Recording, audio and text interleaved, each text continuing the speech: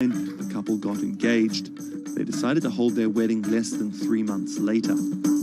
But planning a traditional Hindu wedding on such short notice is no easy task. The massive event usually lasts 3 days, has various ceremonies and celebrations, and involves the entire two families and hundreds of guests. Luckily, there are websites and apps for that. We searched online, we got in touch with Wedding Brigade, and they helped us finalize the venue. And it makes the search faster and efficient. Startups like the Wedding Brigade are challenging traditional wedding planners in this $50 billion industry. It provides various services from booking banquet venues to buying wedding gowns. The website makes money by charging commission from vendors.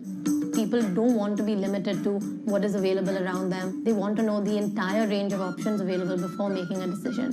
And now it's easy to find almost everything on one portal.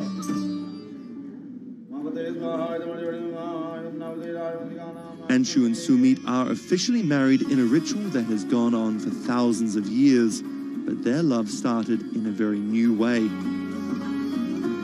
Technologies might be changing the way couples meet, date, and get married in India, but they're definitely not changing everything. The technology was only the first level help that we could get to find each other. Everything else was like very humanly and emotions and feelings based.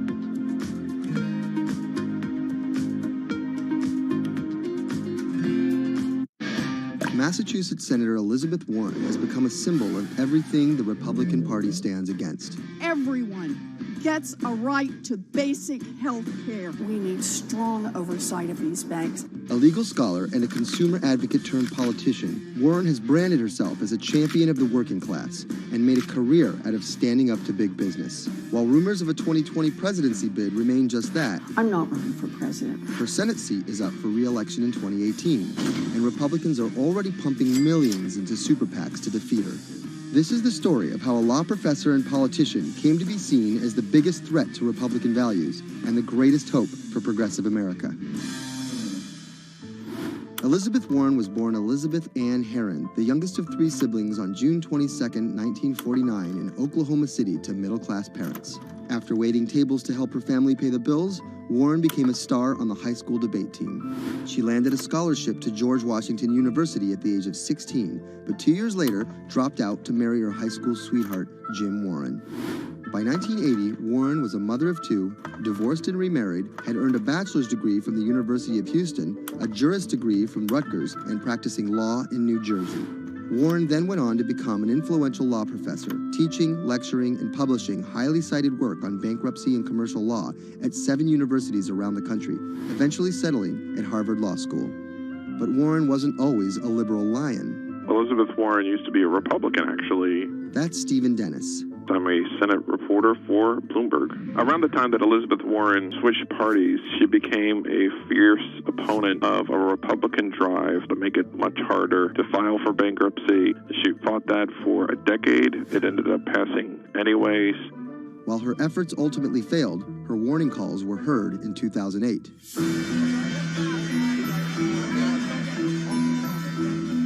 We're in the midst of a serious financial crisis. Our entire economy is in danger, and without immediate action by Congress, America could slip into a financial panic, and a distressing scenario would unfold.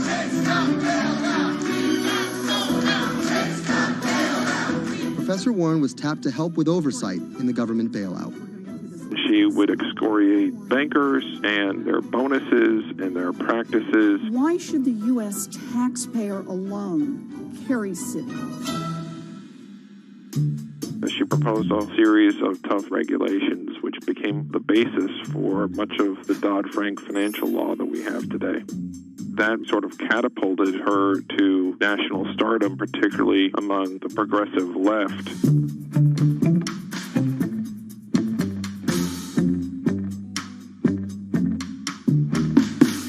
Encouraged by her newfound notoriety, Warren declared her bid for the U.S. Senate on September 14, 2011.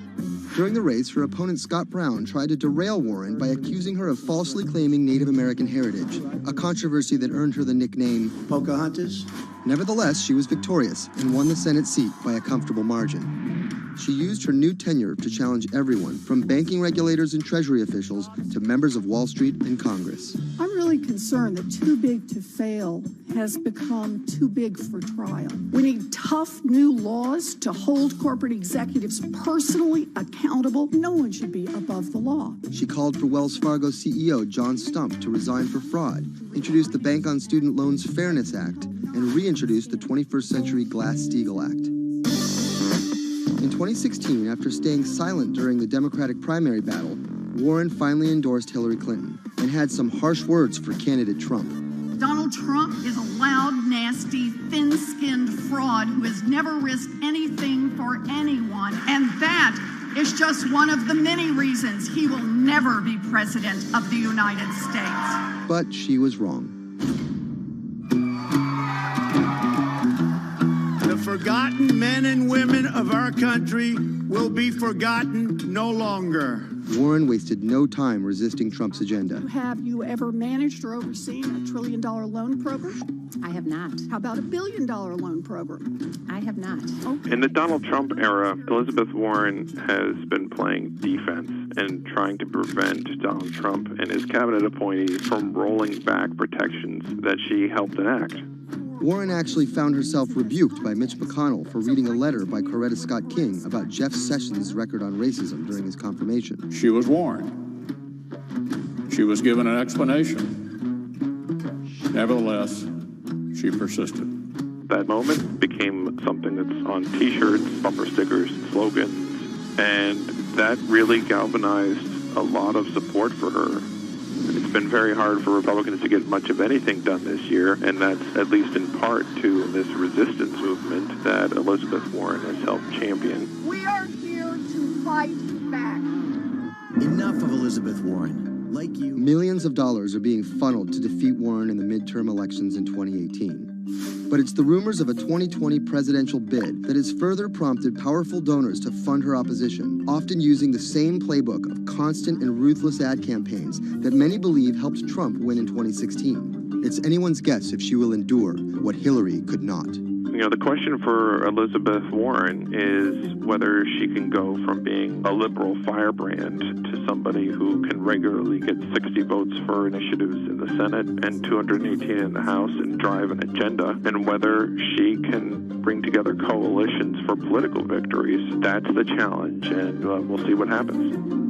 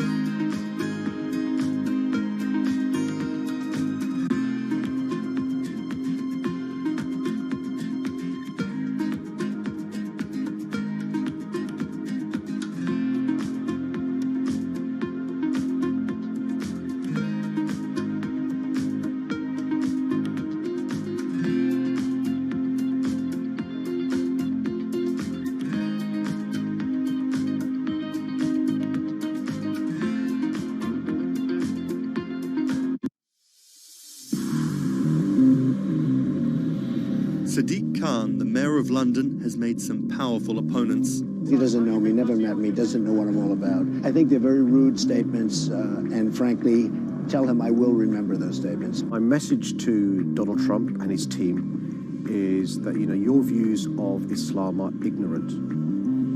He's the first Muslim mayor of a major Western capital and proud of it.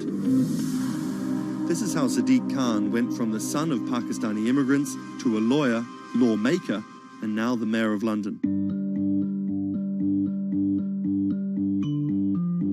Khan's parents emigrated from Pakistan. His father was a bus driver, his mother a stay-at-home seamstress. The 10-strong Khan family squeezed into a 3-bedroom flat in South London. He wanted to be a dentist, but TV in the 1980s convinced him otherwise. Objection! LA law, with its swagger and ill-fitting suits, caught Khan's eye. He graduated in 1991 with a degree in law from North London University and joined a human rights firm. Khan worked a number of high-profile cases, often clashing with London's Metropolitan Police Force. But he had bigger political ambitions. This is what being a new MP is like, squatting on a bench in the absence of an office, dealing with letters from constituents. Reports are just coming in of an explosion here in London. There was just explosions, and then it was just smoke everywhere. Everyone's just asking what's happened. Only 2 months after Khan entered the Commons as a Member of Parliament, London was attacked by Islamist extremists. That day will stay with me for the rest of my life. He spoke out against the attacks both as a London MP and as a Muslim. He has been very clear about his opposition to violence, opposition to terrorism, and has set out to make the case for a more open and peaceful Islam. That's Thomas Penny, one of Bloomberg's Westminster correspondents. Here is a man who is a Muslim, and he is standing up and being open and straightforward and being clear that the problem here is not Islam, but it's Islamic extremism. In 2015, a decade after the attacks, Khan ran for mayor of London, and his faith was back in the headlines. His opponent, Zach Goldsmith, trying to link Khan to radical Islam. The debate got again personal and nasty. The Goldsmith camp has called Khan extreme and accused him of associating with, quote, those who seek to do our police and capital harm. It's a pattern of behaviour. Even the former Prime Minister David Cameron repeated the allegations. He shared a platform with Sajil Shahid, the man who trained the ringleader of the 7/7 attacks and accused the United States of bringing 9/11 on themselves. But the smears didn't stick. Zach Goldsmith ran a very negative campaign that was based on what people knew was a lie. This election was not without controversy. And I'm so proud that London has today chosen hope over fear and unity over division. After taking the mayor's office with a comfortable majority, Khan has brought a business-like efficiency to the role, scrapping expensive vanity projects like the Garden Bridge and the new Routemaster buses, which cost £350,000 each. The former lawyer who used to fight the police in court is now praised for his close relationship with them. I was talking to a very senior police officer in the Metropolitan Police who said there was a sea change when he went into City Hall, and the police were saying how much they welcomed this because they knew where they stood and it was more straightforward to work with. So he works like a lawyer, he works like a government minister. Khan's kept his faith at the fore. He's an outspoken voice for moderate Muslims across the world. Donald J. Trump is calling for a total and complete shutdown of Muslims entering the United States. Now, by giving the impression that Islam and the West are incompatible, you're playing into the hands of the extremists. The ongoing spat between Khan and US President Donald Trump escalated when Trump went after Khan, misquoting him on Twitter just hours after the terrorist attacks of June 3rd, 2017. Khan's now one of the most prominent Labour politicians in the UK. In fact, a recent poll of Londoners found Khan was more trusted to keep the country safe from terrorism than the Prime Minister or the Labour leader. His story of going from the son of an immigrant bus driver to the mayor of one of the greatest cities in the world plays well with Londoners. But can he appeal to the rest of the nation? Has Khan got his eye on the top job? And is the UK ready for a Muslim Prime Minister?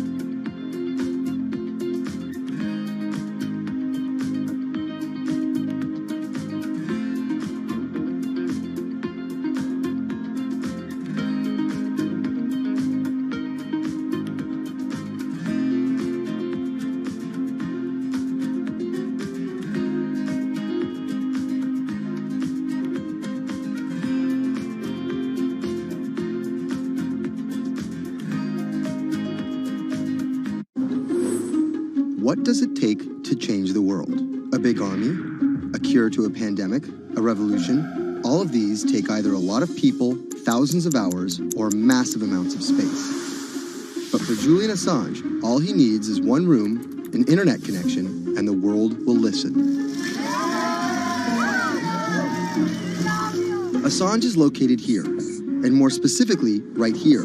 And from that location, he's posted government secrets, classified documents, and leaked emails from some of the world's most powerful people. And in doing so, has been labeled a hero, a villain, a nihilist, and everything in between. This is how an Australian programmer sequestered in the Ecuadorian embassy in London became one of the most influential and notorious people in the world. Born in 1971 in Townsville, Australia, Assange has always been on the move. Living in over 30 homes by the time he was in his mid-teens, Assange, along with his mother and half-brother, finally settled down in Melbourne. His introduction to hacking started at 16 when he was given a Commodore 64, which he attached to a modem. He attended the University of Melbourne, where he studied programming, physics, and mathematics. He never graduated, but that doesn't mean he didn't get an education. By 1991, Assange hacked into the Pentagon, U.S. Navy, and other branches of the U.S. government. In 1996, he was caught by the Australian Federal Police and charged with over 30 counts of hacking and computer-related crimes. He didn't get any jail time, but he was fined $2,100. I think the first taste of what would come later was the hacking that he did as a young programmer, and that really sort of foreshadowed a healthy skepticism of the use and abuse of technology by governments. That's Vernon Silver. I'm a reporter for Bloomberg's investigations team. Assange's youth as a hacker laid the foundation for him to start WikiLeaks in 2006. But what is WikiLeaks? It's a website that posts unfiltered, usually classified documents. What separates it from every other media outlet is that they have no editorial hierarchy. With a publication like the New York Times, information comes in, they take that information, package it, then disseminate it for the public to see. WikiLeaks, however, cuts out the middleman. WikiLeaks gathers information, most of it given to them anonymously. So what they're doing is really very simple. They get the information in one end from who gives it to them and out the other with sometimes minimal interference. Julian Assange is the leader of that, the mastermind, the creator, and really, because he thinks of it as a journalistic enterprise, the editor-in-chief. But every story starts with a source, and Assange has some unconventional sources. Julian Assange does not hack as far as we know. He is the recipient of people who are either insiders who give him secret documents or hacked emails from a foreign power. That's Eli Lake. I am a columnist for Bloomberg. And there was no source bigger for Assange than Chelsea Manning. He used to be known as U.S. soldier Bradley Manning. In 2010, Manning provided Assange and WikiLeaks with hundreds of thousands of leaked government documents. WikiLeaks quietly began releasing the documents in February of 2010, then made big headlines in April by posting what is now known as the collateral murder video. Come on, fire! It was a vivid, graphic video. It changed the debate on the Iraq War, and importantly, it put WikiLeaks on the map when they put it online, and they couldn't be ignored at that point. And those leaks were just the beginning. They went on to post more than 90,000 leaked documents known as the Afghan war logs, 390,000 documents known as the Iraq war logs, and 250,000 private messages between diplomats called cables in what is now known as Cablegate. These leaks were met with very real ethical questions. The problem with publishing those cables was that a number of confidential sources for U.S. diplomats who faced real danger when their names were exposed. Then Secretary of State Hillary Clinton drove the point home that every country, including the United States, must be able to have candid conversations about the people and nations with whom they deal. Shortly after Cablegate, the Swedish government issued an arrest warrant for Assange on allegations of rape and molestation. He claimed the allegations were fabricated to get him extradited to the United States, a claim the U.S. government denied. Either way, Assange's next move was to seek refuge in the Ecuadorian embassy, which really was the beginning of the new chapter in his life and what we're dealing with now, which is him being stuck in London. What was supposed to be an office in an embassy is now Assange's self-imposed prison to this very day. But that doesn't mean he's slowed down. Since being trapped at the embassy, WikiLeaks has released files about Guantanamo Bay prisoners, Syrian political figures, and the draft to the Trans-Pacific Partnership. And then came the 2016 U.S. election. Thousands of leaked emails showed Democratic Party officials possibly plotting against Bernie Sanders in his race against Hillary Clinton. Over the course of 68 days, WikiLeaks released 20,000 confidential Democratic National Committee emails. In terms of the presidential race, if you look right here, when Assange released the first batch of emails, Trump actually takes his first lead against Clinton. I think we've had enough of the Clintons, in all fairness. Once WikiLeaks started exposing secrets of the Democratic Party, Julian Assange became a hero to many on the right. Public opinion kind of flip-flopped. WikiLeaks. From the emails, we now know Hillary Clinton's campaign manager makes risotto, and also how the DNC squashed Bernie Sanders' campaign. One thing we don't know is who gave Assange the stolen emails in the first place. Many leading Democrats say they suspect it was the Russians. They released an analysis from a private cybersecurity firm that had said it was the Russians. But Assange claims our source is not the Russian government, and it is not a state party. So this is where we stand today. The public still doesn't know who provided the emails to WikiLeaks. Meanwhile, Assange is still running WikiLeaks and still releasing documents. In March 2017, he started publishing documents from the CIA's Center for Cyber Intelligence called Vault 7. The CIA, the agency charged with finding and keeping our top secrets, can't keep its own secrets.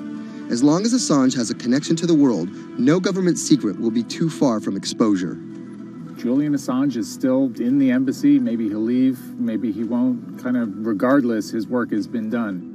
He's changed the way people think about their governments, about their own secrets, about their own hackability, and really the world has changed because of him.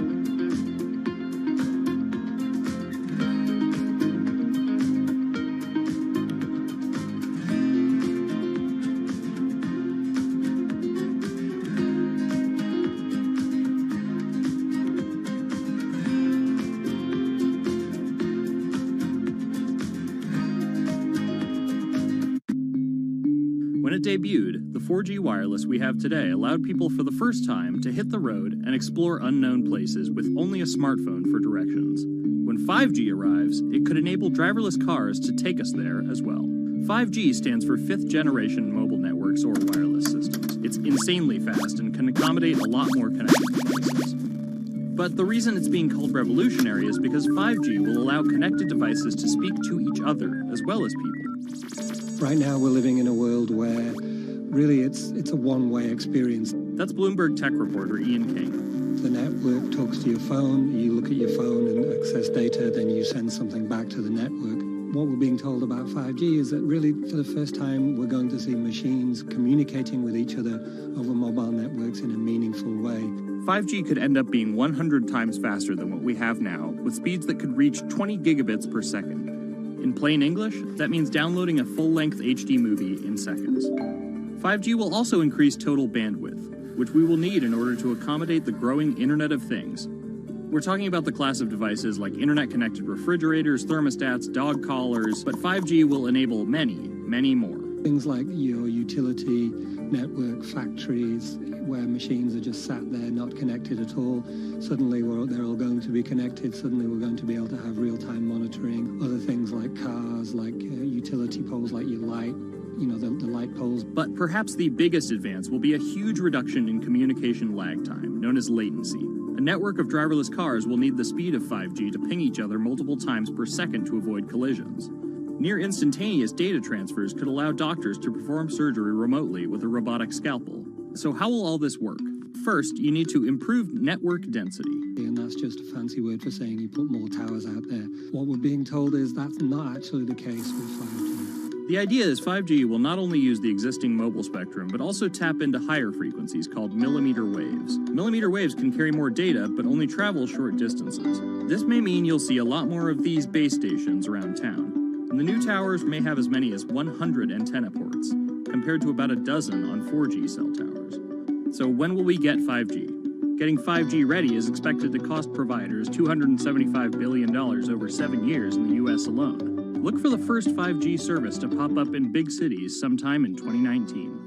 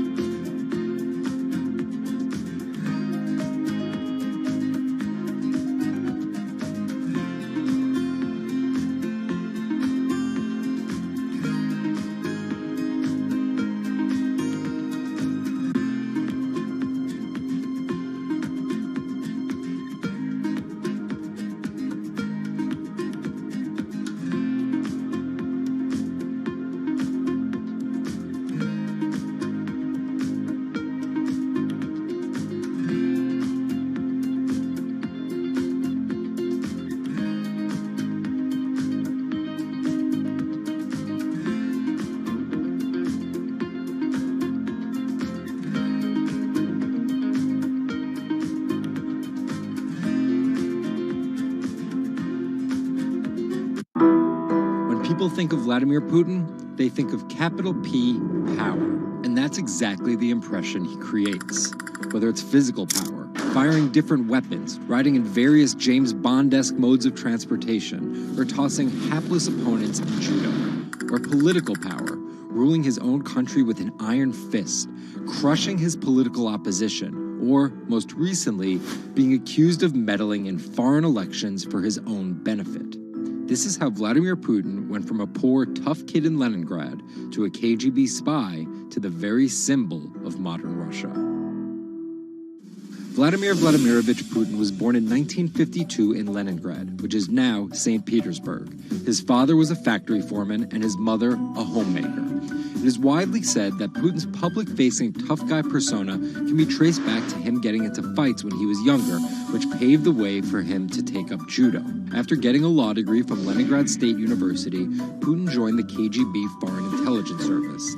He spent 16 years in the KGB. When Putin returned to Russia, he began his political career. He went to work for Anatoly Sobchak, who was then the mayor of St. Petersburg. That's Leonid Brzezinski. I'm a columnist at Bloomberg View. Putin thrived in Sobchak's administration because he was sort of considered pretty efficient city official at that time. He was very loyal to Sobchak. So loyal and efficient that he was noticed by Yeltsin's close circle. And those people soon brought Putin over to Moscow to work in Yeltsin's administration, where he quickly climbed the political ladder. Then, of course, he was promoted to Prime Minister of Russia. That's Dmitry Trenin. I am currently director of the Carnegie Moscow Center. Around this time, Yeltsin and the people around him, the so-called family, decided that Putin would become Yeltsin's successor. And then this happened. The apartment bombings were carried out in 3 Russian cities, killing 293 people and injuring more than 1,000. Putin immediately accused Chechen separatists for the bombings and followed it up with action. He was credited with having a very successful military campaign against the terrorists. And it worked. After that, he became an heir apparent in the eyes of the Russian people. 3 months later, Yeltsin resigned.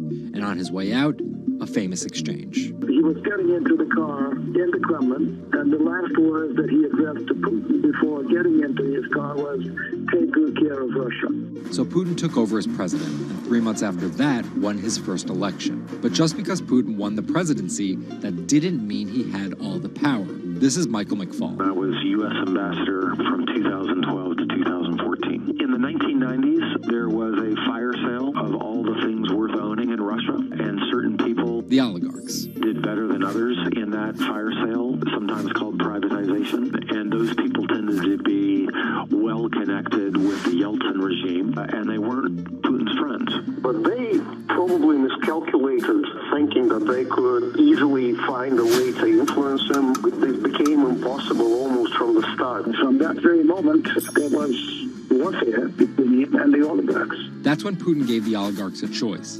Putin's way? Some of those people from the 90s managed to figure out a new way of dealing with Putin and have survived. Or prison. Others could not find common vision, and so they lost their assets. Khodorkovsky once was Russia's richest person, worth $15 billion, but he ran afoul of President Vladimir Putin and spent a decade in prison. With domestic power consolidated, Putin focused on restoring Russia's global influence. Putin is the guy who believes in the expansionist Russian state. Georgia and Ukraine and all the other Soviet republics that split off when the Soviet Union fell apart, he still believes that they're traditional Russian satellites. A lot of his strategy is about keeping them in the orbit. That Yeltsin line, take good care of Russia, that's how he understands it. And he used annexation and invasion, as well as oil, gas, and trade to keep former Soviet republics in Russia's orbit. In 2008, Putin's 2 terms were up, and he decided to step down as president. Dmitry Medvedev stepped in as president, and Putin went back to prime minister. But really, Putin never left power. He pretty much continued running the country, and Medvedev was a bit of a figurehead. There was actually a period of cooperation between Russia and the U.S. that benefited both countries during Medvedev's presidency. Because Medvedev did not have the same negative attitude towards the West as Putin did. But when Putin came back to run for a 3rd term, in the lead up to the 2012 election, it was widely believed that both the presidential and parliamentary elections were rigged, and Russians took to the streets. Putin blamed the protests squarely on America, and more specifically, Secretary of State Hillary Clinton. He believed that she had sent, and this is his words, a signal to demonstrators. Still, Putin won by a huge margin and set about crushing the protest movement immediately upon his return to the Kremlin. Over the next few years, Russia's economy tumbled. Putin annexed Crimea, leading to sanctions. The price of oil fell drastically. The ruble hit a new low, and America played down Russia's influence, with Obama calling Russia a regional power. Despite all of that, Putin's approval rating remained sky high, and then an opportunity for payback. I think I'd get along very well with Vladimir Putin. In 2016, there was one candidate who called Vladimir Putin very smart. Trump exhibited tolerance towards Putin's actions annexing Crimea, and similar views on NATO and sanctions. Secretary Clinton didn't support any of those views. Even though Putin denies any wrongdoing, U.S. elections. Yes. the U.S. has accused Russia of being behind the leaking of 20,000 Democratic National Committee emails, which many say helped Trump beat Hillary Clinton in the presidential election. Which leaves us here, with the possibility of a President Putin until 2024, positioning Russia to be the world power he always imagined it should be.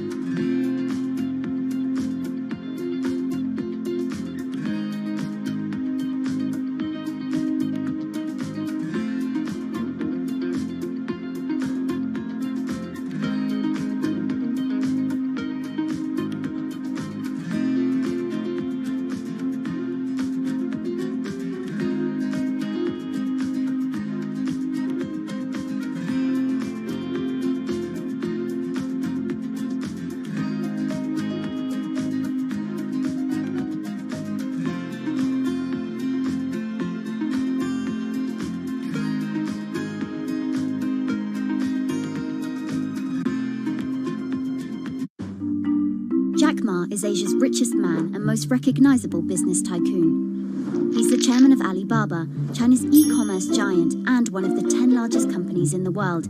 Yet he still wants more. We know where we're going. We want to be the 5th largest economy. Big words from the man some call Asia's Jeff Bezos. He's confident, he's charismatic, and he's definitely not the average CEO.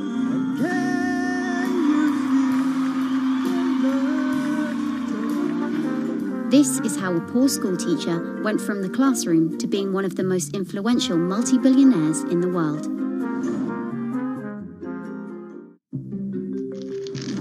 Ma was born in China's southeastern city Hangzhou in 1964.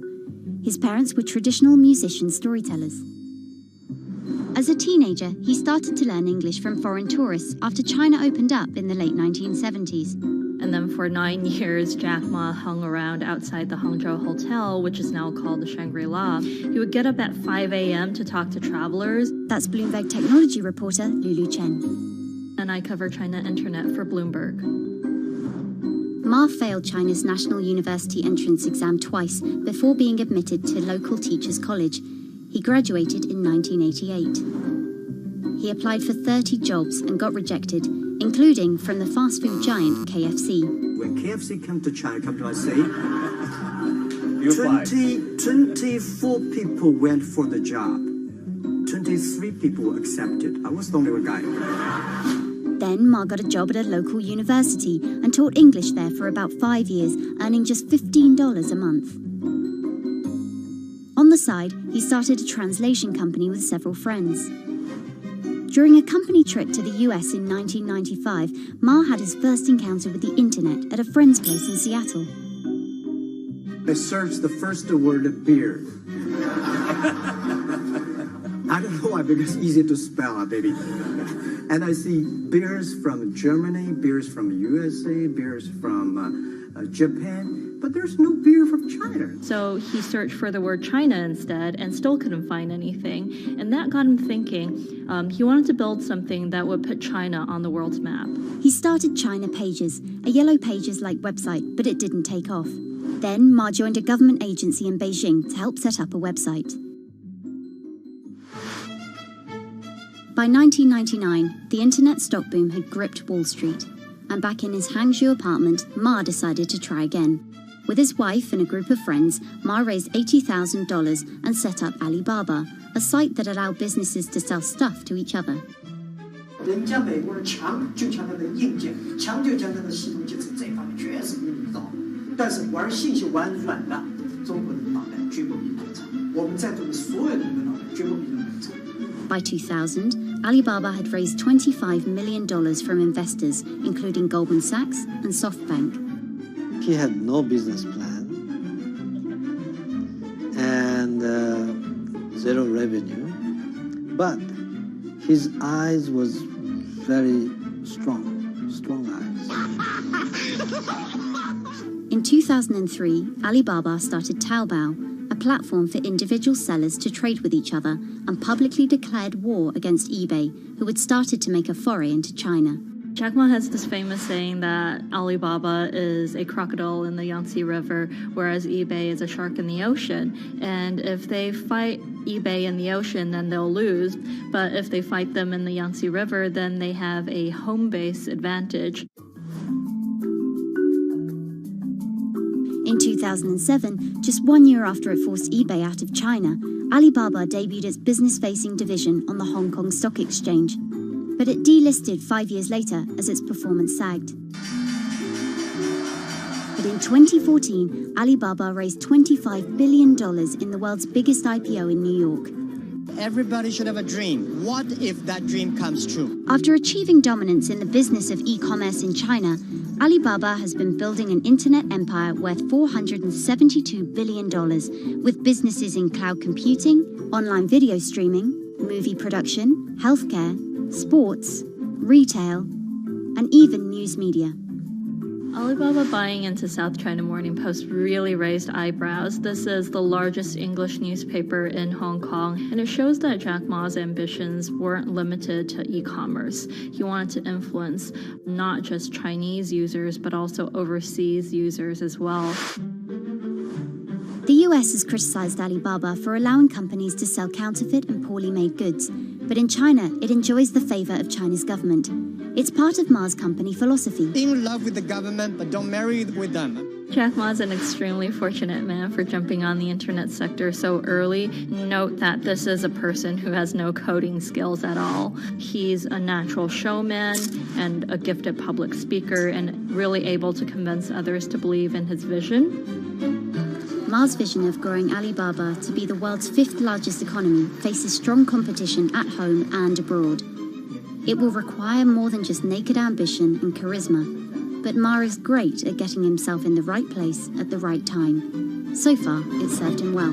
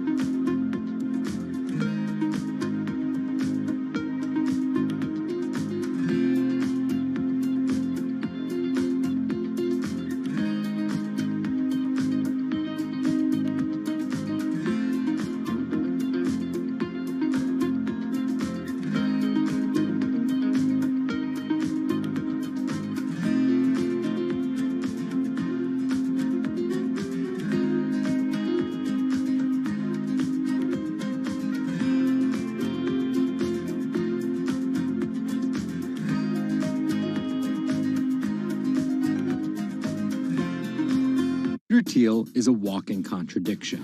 He got his bachelor's and Juris Doctorate from Stanford, but speaks out about the horrors of higher education, saying college is as corrupt as the Catholic Church was 500 years ago. He's a staunch supporter of the free press, yet he bankrolled a lawsuit to bankrupt an independent media company. But these were not journalists. And most of all, he's an immigrant libertarian who's the most public supporter of Donald Trump in all of Silicon Valley. What Trump represents isn't crazy, and it's not going away. This is the story of how an openly gay, immigrant genius, libertarian billionaire went from tech contrarian to Silicon Valley's biggest Trump supporter.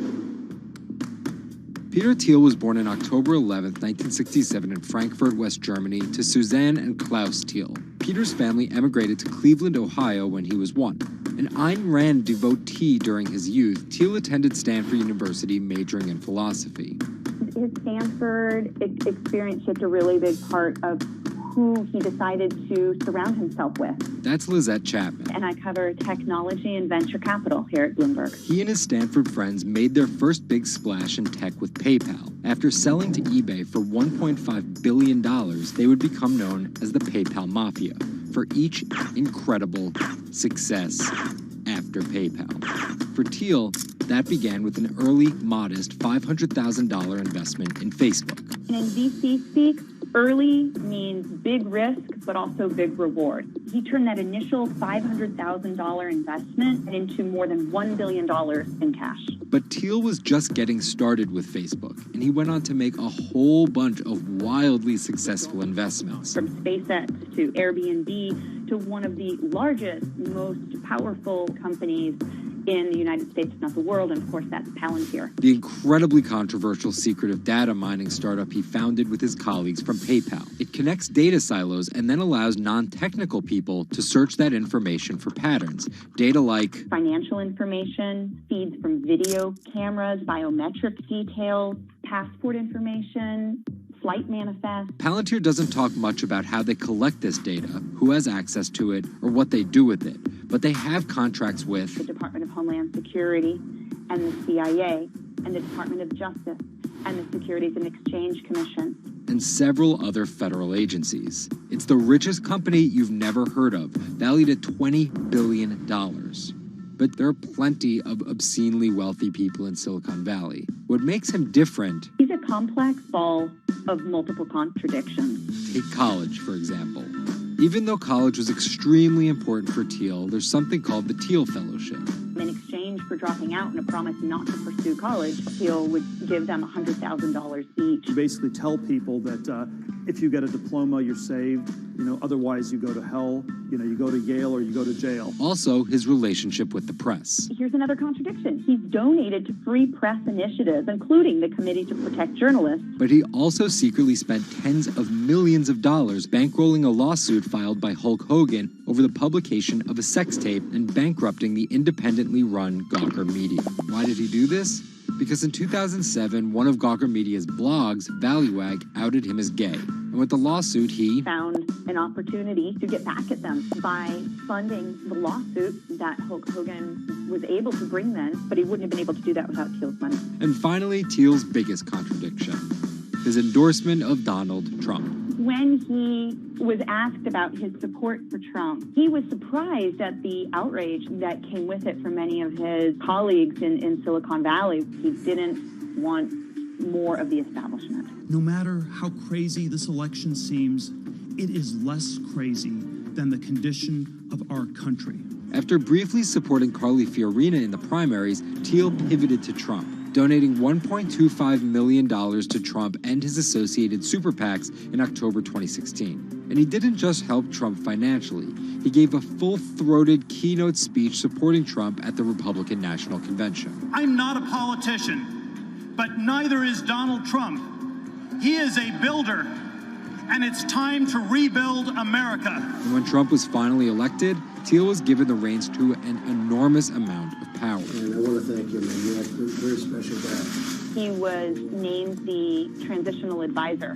And in that role, he did a lot of interviewing and a lot of vetting to fill hundreds of cabinet positions and different jobs within the administration. But it turns out Thiel's support isn't unconditional. Talking to people who spend time with him, I have also heard that he is no longer a great supporter of Trump. It was reported that Thiel was unhappy with the direction of Trump's presidency. Ever since, he's been mum, making no public appearances, no statements, and staying out of the spotlight altogether. Although there have been suggestions that Trump could tap Thiel for a top intelligence post or ambassadorship, there's no indication he'd accept. He's described his relationship with politics as schizophrenic. He gets really involved, and then he runs away as fast as possible. Whether Thiel takes a new position or simply continues as a board director at Facebook and Palantir, at just 50 years old, he's primed to wield some serious influence in technology and politics for decades to come.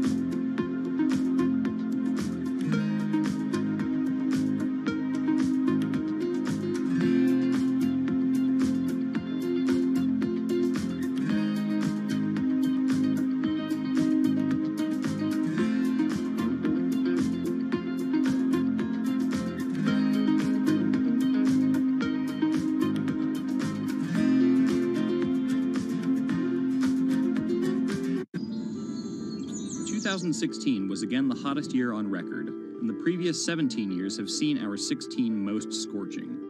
Scientists overwhelmingly agree. Global warming is the culprit. And it's just getting started. Ice caps, extreme weather, wildfires, droughts, and the hits keep coming. What are we doing about it? In 2015, the world took its boldest step yet to stem climate change with a historic accord in Paris. But now comes the hard part. Nations must change energy policies and invest huge amounts of money, and they will likely do it without the United States. President Donald Trump announced on June 1st that the U.S. would withdraw from the accord. The reality is that withdrawing is in America's economic interest and won't matter much to the climate. Here's the situation.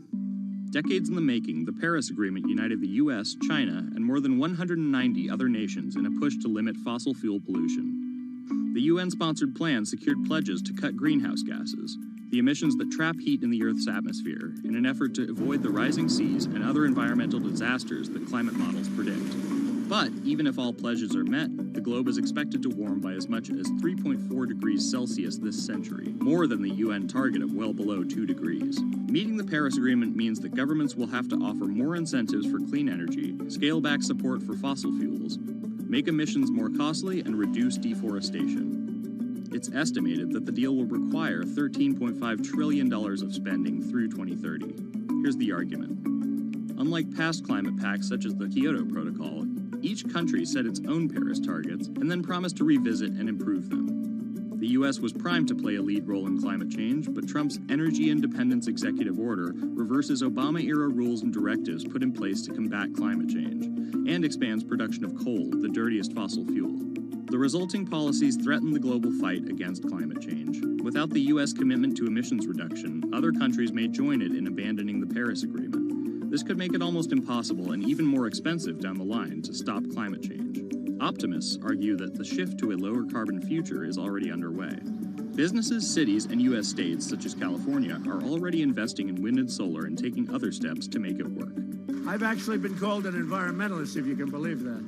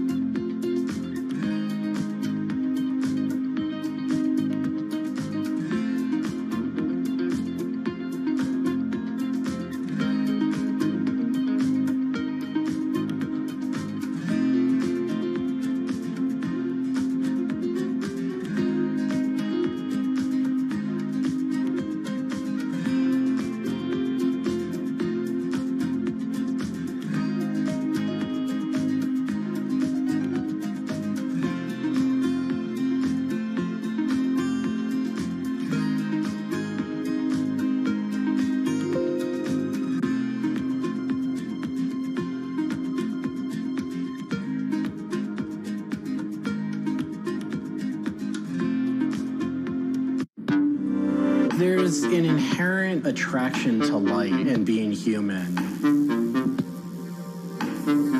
And I think on a very deep psychological level, light is this way in which we experience the energy surrounding us in a very personal manner. My name is Matt Dilling. I'm the founder of Light Bright Neon Studio, and we manufacture, produce, and restore neon works of art and design.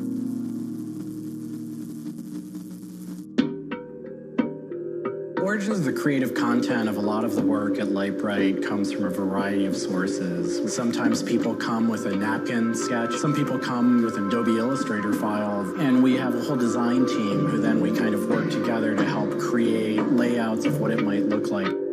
Scale it up and create a paper template using a pen plotter. And that paper template actually becomes our guide for what we're going to bend the neon to. We take from the office into the glass shop. We pick out the right size tubing with the right color for the right size project.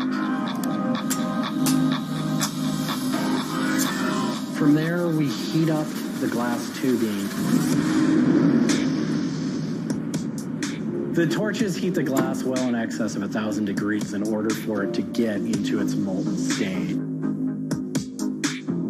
We heat up and bend the glass tubing to match the template.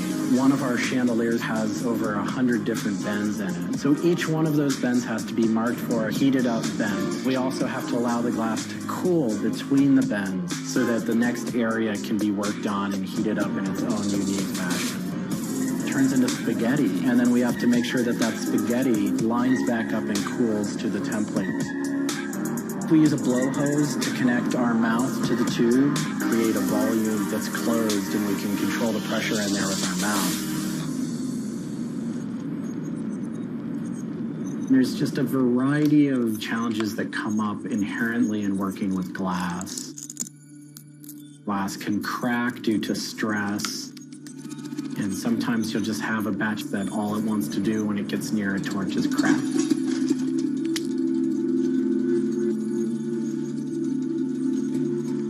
After we've bent various components, we have to go in using the crossfire or the hand torch and actually weld all of those pieces together.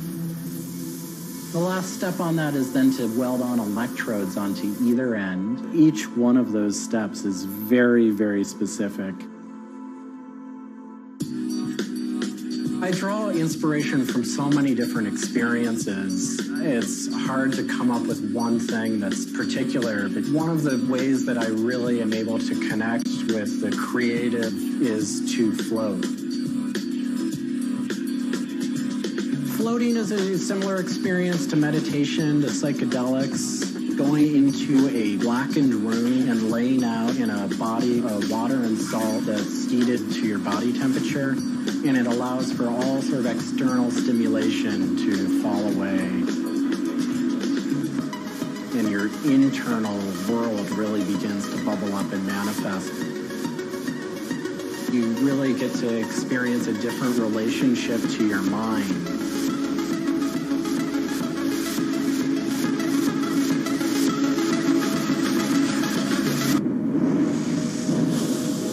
I think I work with neon because I can't not work with it.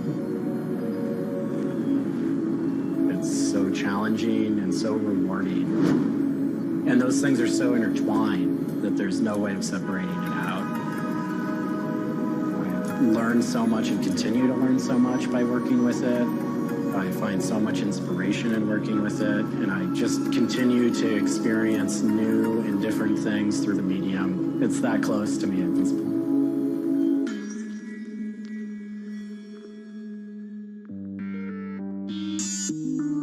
Once the neon tube is completed, we have to hook it up to our manifold for bombarding.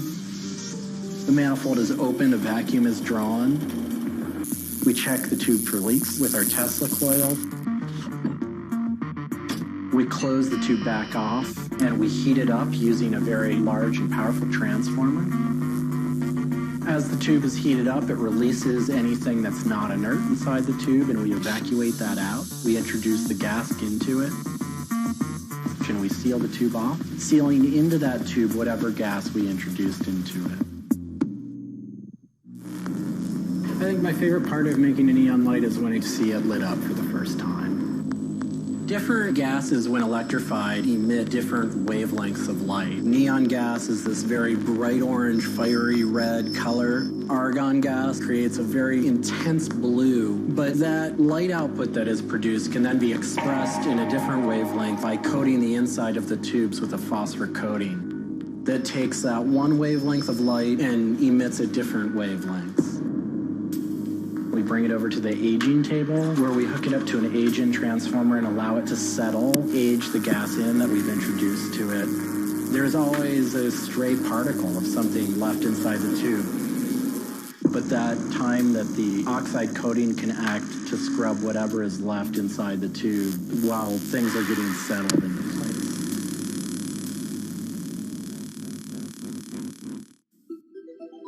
Once the tubes are aged in, we move on to our process of assembling two halves of the fixture together in a jig, gluing up the center of the fixture to its spindle.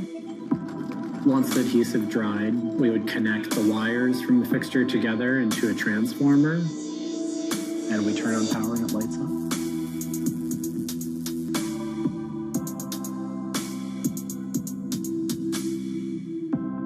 Part of what we love about what we do here is that we try and put out into the world the kind of things that we'd like to see. I still am surprised when it lights up. I'm still excited when I get to see it illuminated. There's an ineffable quality to it. To me, is this insight into the inner workings of the universe. It literally is. It's a way of looking at what is surrounding us in the cosmos in a new light.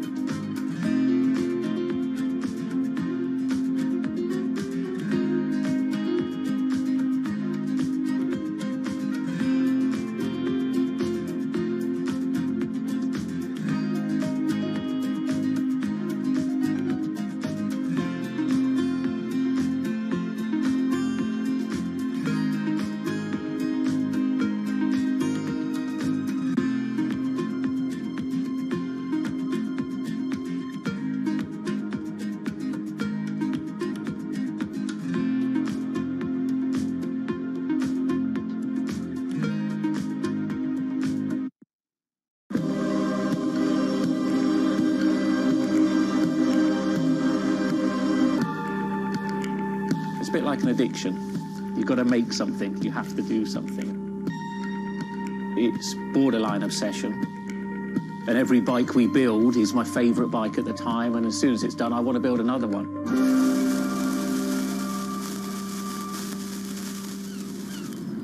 Sven cycles is something I've been thinking about ever since I started cycling in my late teens. We want bikes that ultimately you'll really enjoy riding.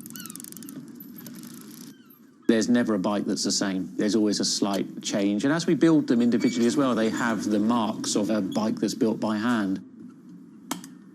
Most people I know cycle have an idea of their dream bicycle.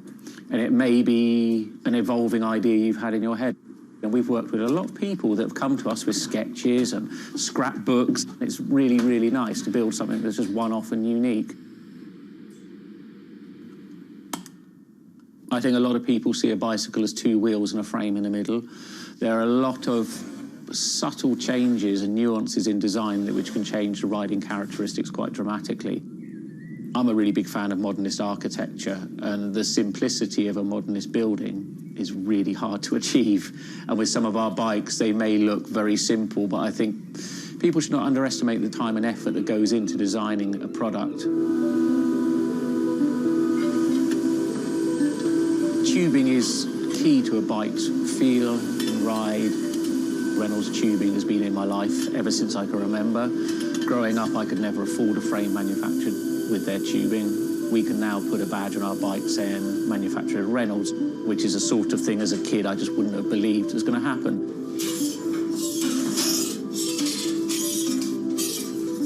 Every part of the bike has a specific tube. It's not universal.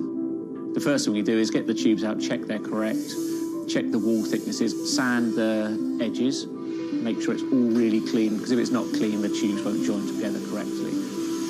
We build in steel because I still believe it's one of the best materials to use. It's been used in bikes since the late 1800s, and they're still using it now for a very good reason. It's the flexibility that we can replace the tube, repaint the bike, and you wouldn't know it's damaged. I just like working with it. It's very sculptural. This isn't sort of aerospace precision engineering. It's a steel rule and a marker. So when we're cutting the tubes, it's within a mil or two. But what we're trying to do is take the best from bicycle building in the past and add a little bit of modern flair to it.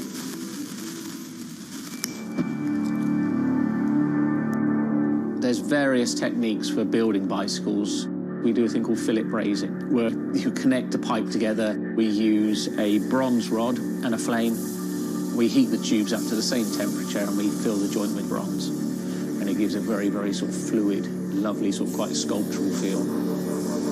You've got to practice. You've got to be able to judge material temperatures. You've got to just look at it and you just get a feel for it. It's a stage where your tubes start to look a bit like a bicycle. My father's a jeweler. He'd make sort of very pretty things, which are lovely, but for me, they don't really have any function. What I love about bicycles, you can start on a Monday with a box of tubes, you can be riding it by the weekend, and it can last you for the rest of your life.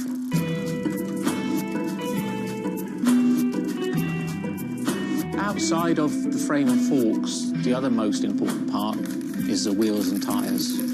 When you build the wheels, you have to lace them, so there's little holes going all the way around the rim.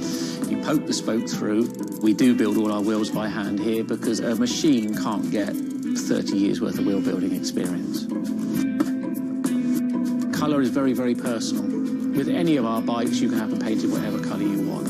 We've matched one to a teapot, so we can get that scanned and we can match that, or someone's favourite item of clothing. I like to let the bike sit for 4 or 5 days minimum, just so the paint can have time to cure a little bit, and then we assemble it. We get out all the new components, and it's a case of putting them together. Some bikes you can assemble in 3 hours, some will take 3 days. And we've built bikes that cost in the £10,000 plus mark. Some people, they're saving up and this is their bike and they're going to own it for the rest of their lives. So we just want to make sure they get the right thing.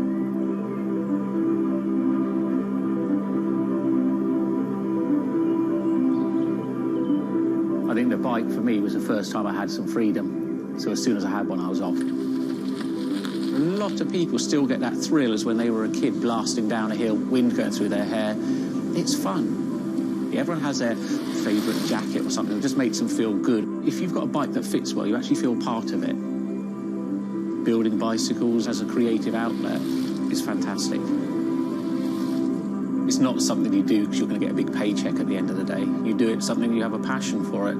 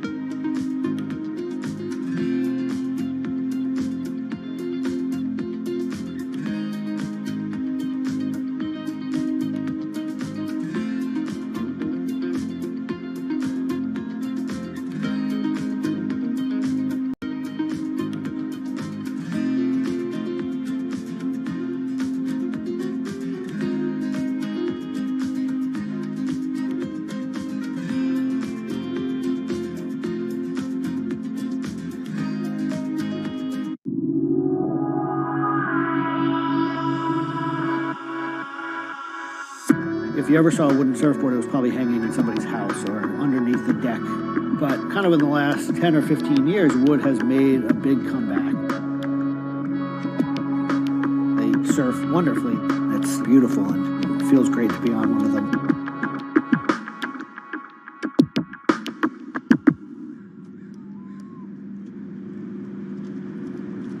I always had a love for wood and kind of passionate about things that went in the water. I've kind of been around wooden boats most of my life. There's just so much character. The way they're built, the stories that come with them, a lot of that has translated over to why we build surfboards the way we do. When we first started thinking about building surfboards, wood was the natural material we chose. They have a very high strength to weight ratio. Wooden surfboards have the longest history of use in the surf world than any other material. People have been surfing wooden surfboards since kind of the first documented history of people riding waves. The board starts in CAD, where we take a 3D model, break down the shape, and kind of create frames and templates and all the inner parts of the board that we get cut on a CNC machine.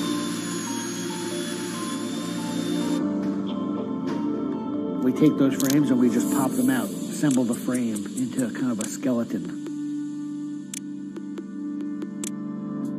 We go out to our lumber shed, pick a bunch of cedar, and bring them into our mill shop, put glue along the edges, clamp it all together into a panel. Everything's book matched, you have symmetry in the colors and texture of the wood. Cut your outline. take our assembled frame, gently put it down right on top of the plank.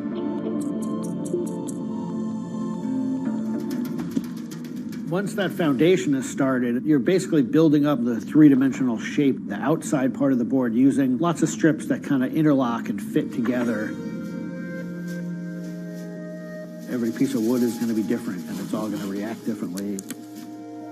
There are frustrations with it, but I think that's one of the things that keeps it challenging. You learn to read the kind of what the grain lines are doing and what the color of the wood is telling you.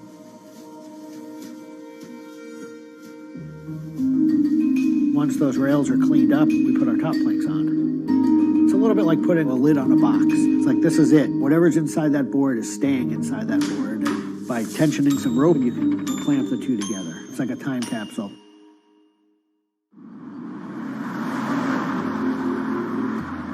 What makes our boards unique are they are built right here in York. They're built using material that grows right here in the state of Maine. They're built 100% by hand by local craftspeople and surfers. There's a lot of time that goes into these boards, between 40 and 60 hours, start to finish. We wanted to build surfboards that were as hollow as they could be, but still be strong enough to work well. Too light and they don't surf well, but too heavy and they don't surf well. So there's a balance point there, and that's where we try to be.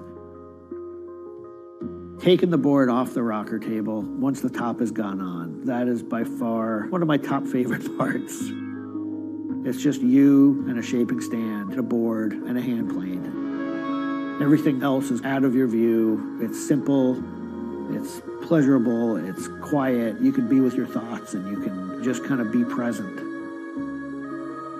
There's something about taking a nice sharp edge tool to a beautiful piece of wood and feeling the curls coming off and knowing that every pass that you're making, you're kind of getting it closer and closer to what you have in mind.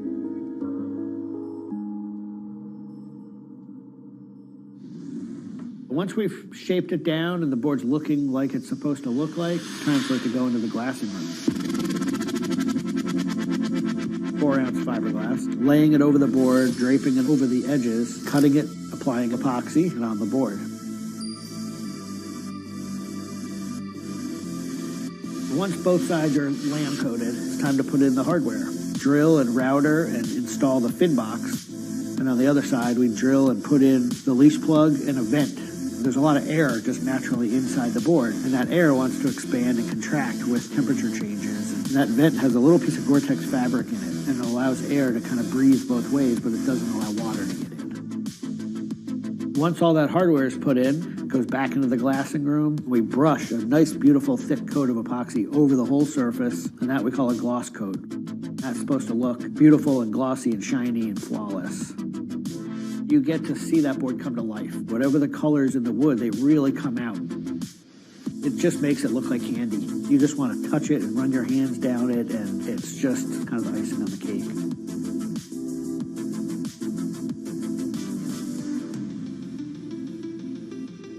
Once everything is hard, we put it into what we call the oven, get that epoxy to cure, really kind of bake it, and just get it to harden. Put in the fin, screw in the vent, and ship it out.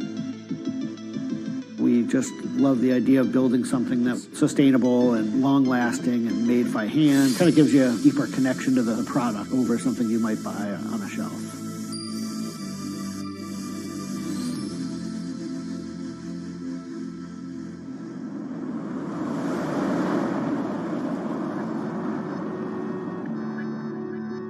When a customer gets the board, they feel it. They 100% feel the amount of work and the amount of passion that went into the board. So I'm not really looking at hours and efficiency. We're looking at like doing it right and enjoying it as we go.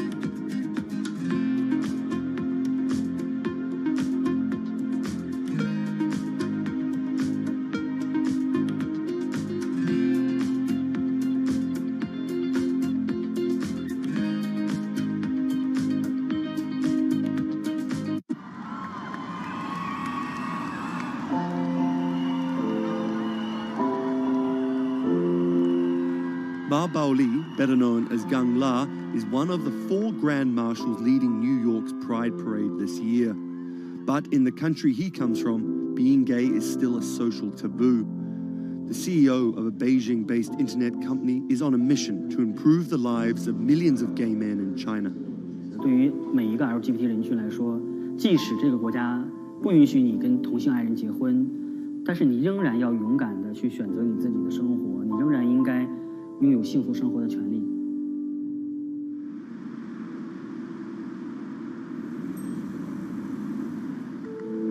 Specifically for gay men, Blued is one of the biggest gay social networking apps in the world, with an estimated 30 million registered users. Unlike most other apps, Blued is more than just dating or hookups.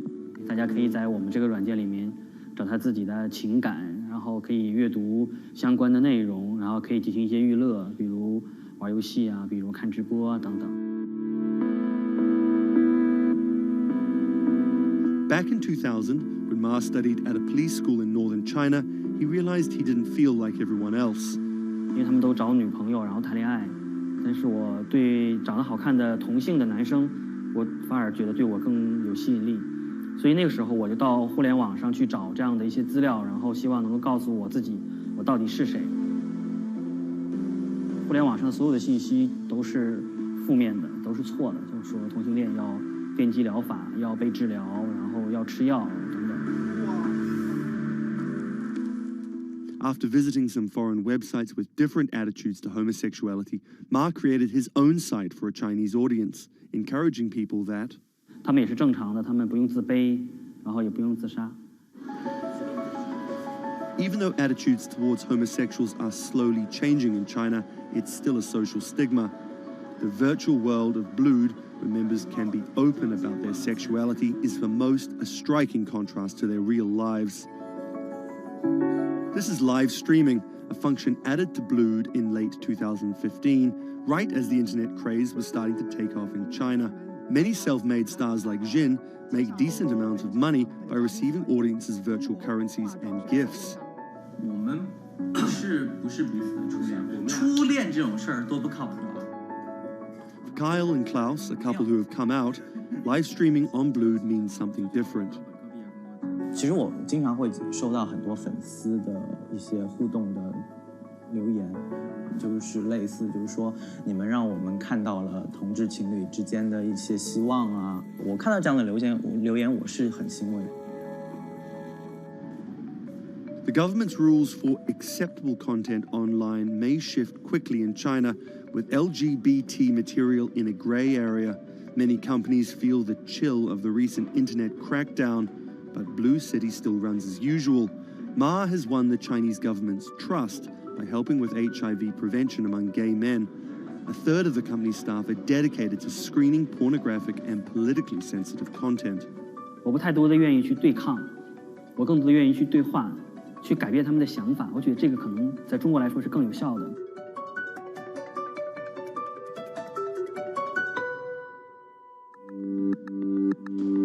In the past 5 years, Blue City has grown from a team of 7 people to a promising business with about 250 staff.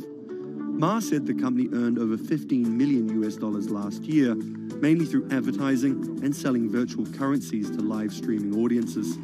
Now the company is expanding overseas. 我希望吧，通过我们的努力，Blue D 能够成为全球第一家在美国纳斯达克或者是纽交所上市的这样的同志互联网公司。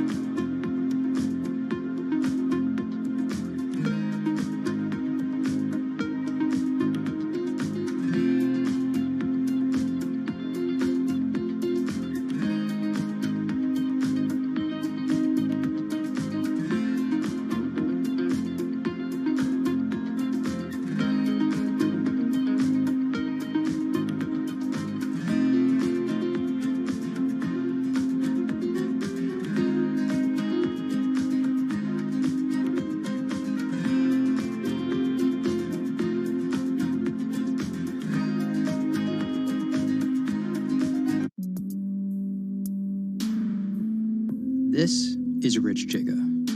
He's a Chinese rapper by way of Indonesia, and he's very popular on the internet. This is Joji. He's a Japanese-Australian singer, and he's also very popular on the internet. Plus, Joji invented Add a the picture Harlem as a Shake background to your... Let me say that again. This guy, Joji, in the blood bathtub, invented the Harlem Shake meme. But we'll come back to that.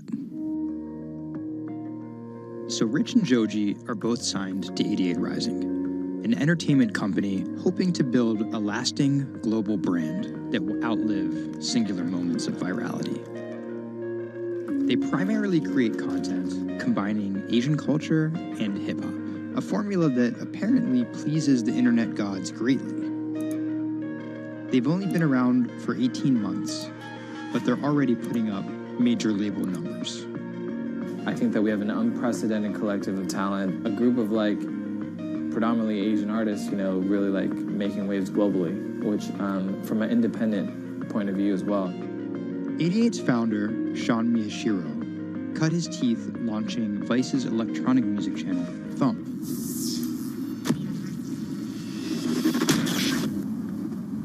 But quickly, Sean became interested in life beyond dance music. I knew that after launching a whole content platform that I have kind of the ability and the know-how to do it again, but like for what was the question. So Sean moved to the Bronx to start over and figure it out. He couldn't afford an office space, so he worked out of his car at the top of a grimy parking garage. Everything kind of started here. If you look around, this is my environment. This is my serenity, really. 88 Rising was built here. Built on the grounds of LA Fitness, residence in a parking garage. I was living in the Bronx. I'm just like, damn, where the hell do I go? So I just come up here and I just kind of figure things out every single day. Being like, okay, what the hell is this thing? Coming here was kind of like my own kind of private office, basically. Like, to be honest, I would even go to the bathroom here. I would like take pisses here, you know what I mean? Like, it was, it's just too far to go back down there. When I need Wi-Fi, I'd spend a good part of the day at Dunkin' Donuts. Hi, how are you? Can I get a chicken snack wrap? Before 88 Rising officially launched, Sean caught a surprise break in the form of a Twitter friendship with a funny 16-year-old kid from Indonesia named Brian, who taught himself English by watching Rubik's Cube tutorial videos on YouTube. Seriously, that's true. I thought his Twitter was genius, from the future, just crazy, and like just the shit that he was saying, like the memes he was making. But I didn't know that he rapped or anything like that. I really didn't, and he came up with That Stick like 2 weeks later. 12 in the morning, pop shells for a living and baby gon' smell blood trail every minute, bro. That Stick was Brian's first ever attempt at making a rap song, and it immediately went viral. Everything was great about it, but the one thing that I noticed is the song was hard as hell. Just like everything about it, man. Just like, it was menacing, bro. Soon after the video dropped, Brian signed with 88 Rising. I'll FaceTime with Rich. Sorry for calling you Rich Chiga on my phone, Rich. Brian, he gets like super pissed off that he's saved in my phone as Rich Chiga. He's like, dude, am I not a human to you? What's good, bro? What's good, brother? How you doing? Doing great. I did the sound check. How was it? It was tight. So, Brian could definitely rap, but some viewers understandably took offense at a Chinese kid satirizing rap cliches and calling himself Rich Chiga. But if a group of well-known rappers saw the video and genuinely liked it, that could at least help validate Brian as a legit hip-hop artist. Plus, it could be really funny. It was just kind of an idea that I just had on the spot. Everything that rappers say is better and funnier and smarter and wittier. You know, it's just more entertaining. We just edit it as tight as possible, put it up, and it really worked.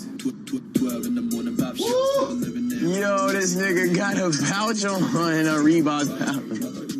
This is the hardest nigga of all time. You said when you come for a trigger like me, that was dope. It's just lit, and I think people will take it as a joke at first, but it's like if he ran with that and kept doing more videos like that, it's just lit. You know, I'd never been to America before, and like all of a sudden, just like I see like all the rappers that I listen to just like reacting to my stuff, and I was like, what?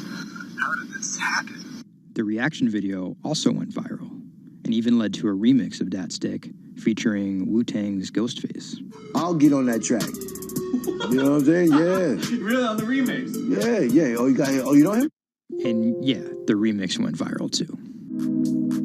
Brian has since acknowledged the misstep in his name and claims he may change it. But for the time being, he's still Rich Chigga to his fans. An ever-growing global audience, hungry for more releases from emerging talent around the world. I didn't know that it was gonna be this impactful and this important to people, and I'm very thankful and blessed that it has. And every day now that I wake up, it's like it's just like a new mission every day. A major part of that mission involves Joji. Remember the bloody bath guy? He's a former YouTube personality in the middle of a career transition. The sound of this song, Will He, it's like a trap song that you can like slow dance to. Awkward prom shit, you know what I mean? I used to do crazy episodic internet videos. It was going well, and one day it was me and a few friends just in a room. We were casually chilling, and then someone plays the song, and it's brand new at the time. I happened to have a lot of costumes laying around, so I told the other guys, I was like, get in these costumes and let's just dance to it. Like, who cares? We were like, okay, let's just go crazy at the drop. So that video goes up. I go to sleep, and the next morning, everyone's doing it. Like, next morning.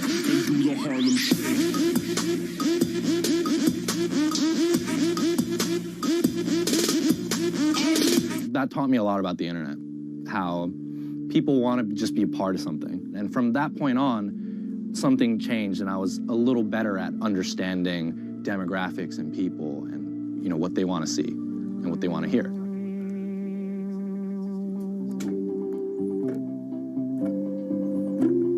I was friends with a couple other artists who were affiliated with 88, and then I also started to realize that 88 is the bridge Add a picture Western as a background and to your Asian entertainment, and I really wanted to be a part of that.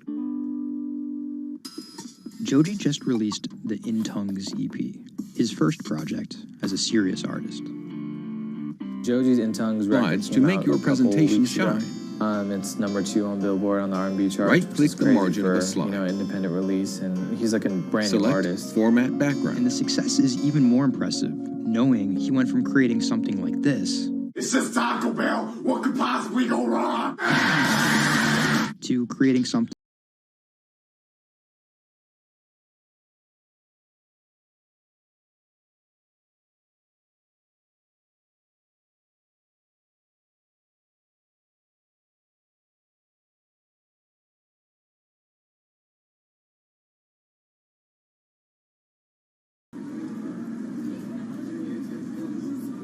Tonight, Rich Chigga has a show in New York City.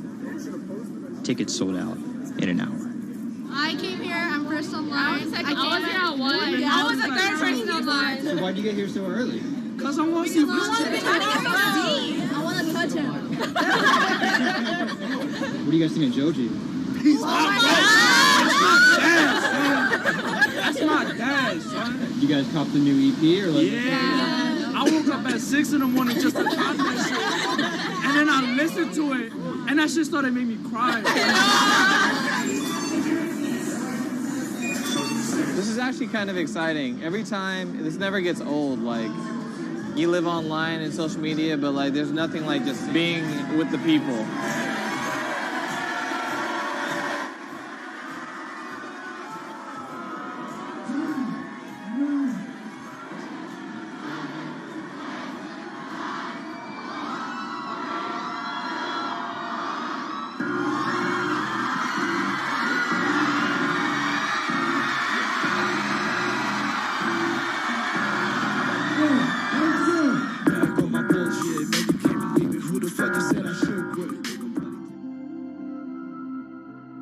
More often than not, viral success happens by accident. And then after an appearance on Ellen or Jimmy Kimmel, the creator's star power fizzles out.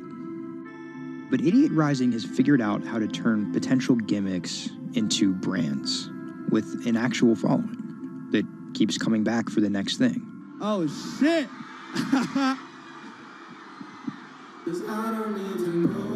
So keep an eye out for Idiot's next move. But more than likely, it won't be covered on network television or terrestrial radio. Although, as they've already proven, nowadays that really doesn't matter.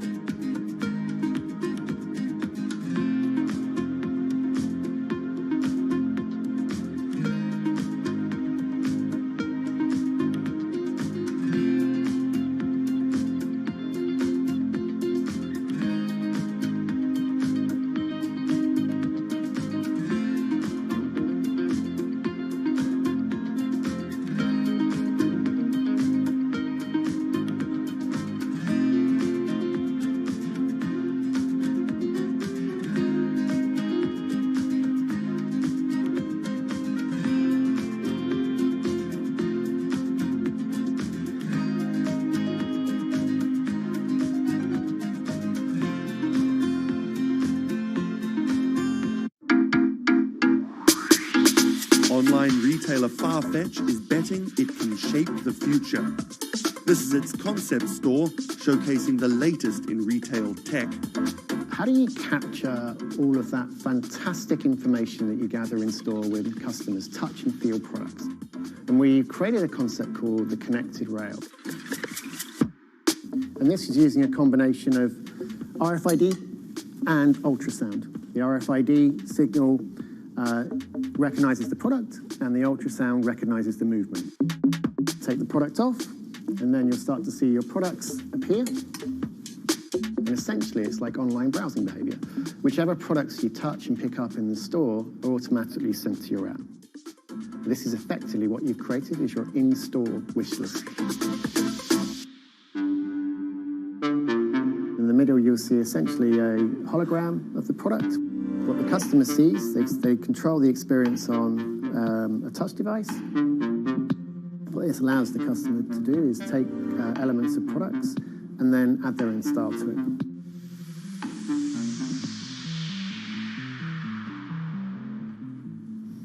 Right, so this is the connected mirror. So in this example, I see my products.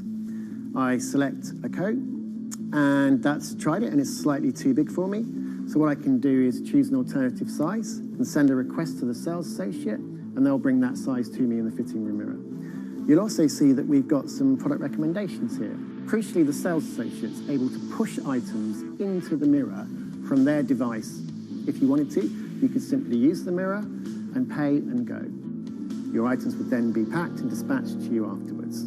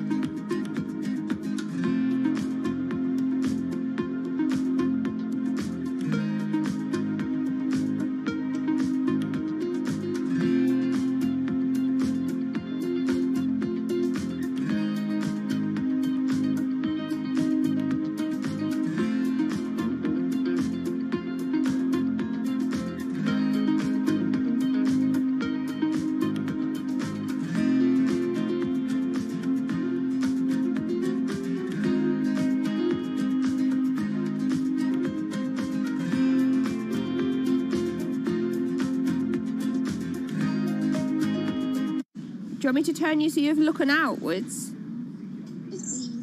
Yes, please. How about there? First time we came out with B, Jade said, it feels like I've been released from prison. Do you want these, Mrs? Definitely. Definitely. Right. Yeah. And she could say hello to everybody, people she hadn't seen for months. It's Hi, it's Jade. Jade. Oh. So you can talk to Jade through this. Hi, Katie. She's there. Hi.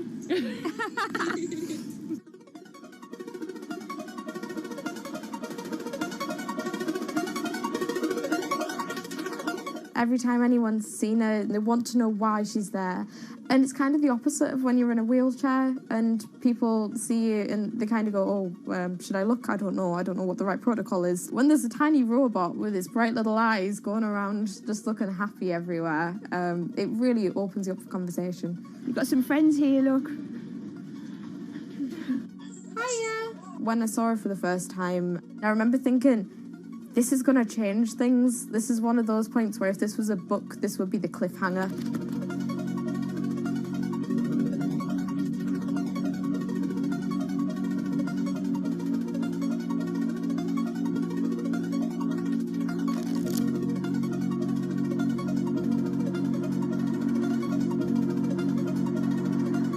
condition called Ehlers-Danlos syndrome, which means that I have a lot of dislocations, there's a lot of pain, and a lot of seizures and whatnot. So I can end up on my own in my room for long periods of time.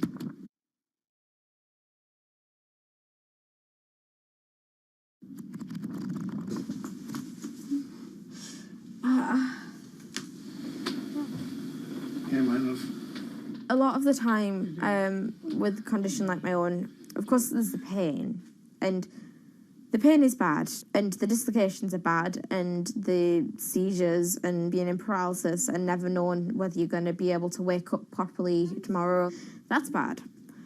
But what's worse still is being able to count the number of people you see a day on one hand. Are you ready? Sure am, I'm just hoping the connection's going to stay. Yeah, me too. Alright, here we go. When you're used to just the same little metre by metre and a half window every day, and you've been there for months, being able to just see the sky from somewhere else, or the tops of trees, or a sign, is incredible. Or being able to have that kind of chat in the car that most people would probably take for granted. I'm going to go past Grandma and Grandad so you can give them a wave. Now, if Jade is particularly seizure-y, she can still take part. And that's brilliant, really, because before she would just be left in a bed or in the house with just her carers. It's quite a small world, that. Right, so there's one of her. Here, this costume I'm busy making at the moment.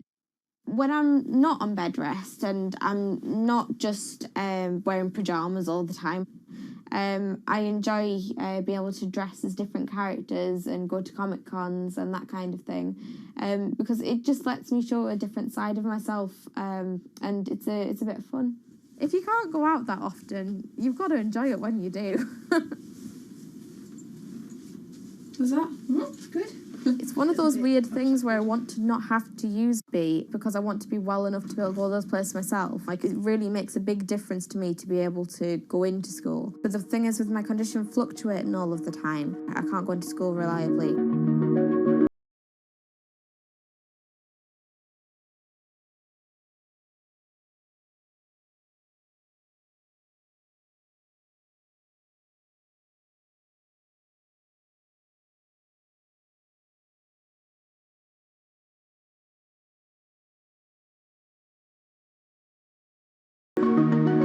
Today's the first day that I've been in school via B, and so far it's interesting. Still a few little things that we need to work out, but for the most part I think it's going fairly well. And it's brilliant because I can really tell the difference between today and yesterday. How yesterday I forced myself to go into school when I wasn't very well, and I was really tired afterwards and ended up having loads of seizures. Whereas today I've been able to do all of the work, I've been able to keep a clear head and not be ill, which means I'm able to be more focused on my schoolwork. So there is my first step of working, is to simplify root 8. The algebra test is next week. Now I'm trying to make friendships which I'll be able to maintain with B. Before that, I've ended up letting people down quite often. B gives me hope, yeah. She's just always there, and if I can't do something, she can, and if I need sort of assistance to be able to make commitments, then she's there, and she means that I feel like a more valuable person because I'm more reliable.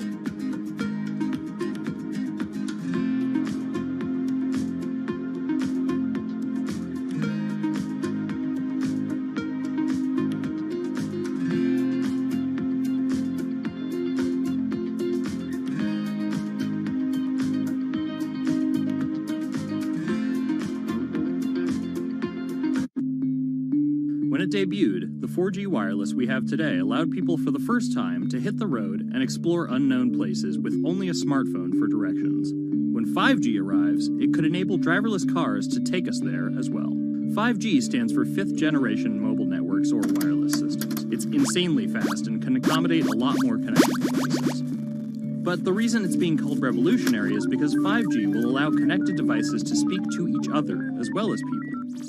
Right now we're living in a world where really it's a one-way experience. That's Bloomberg tech reporter Ian King. The network talks to your phone, you look at your phone and access data, then you send something back to the network.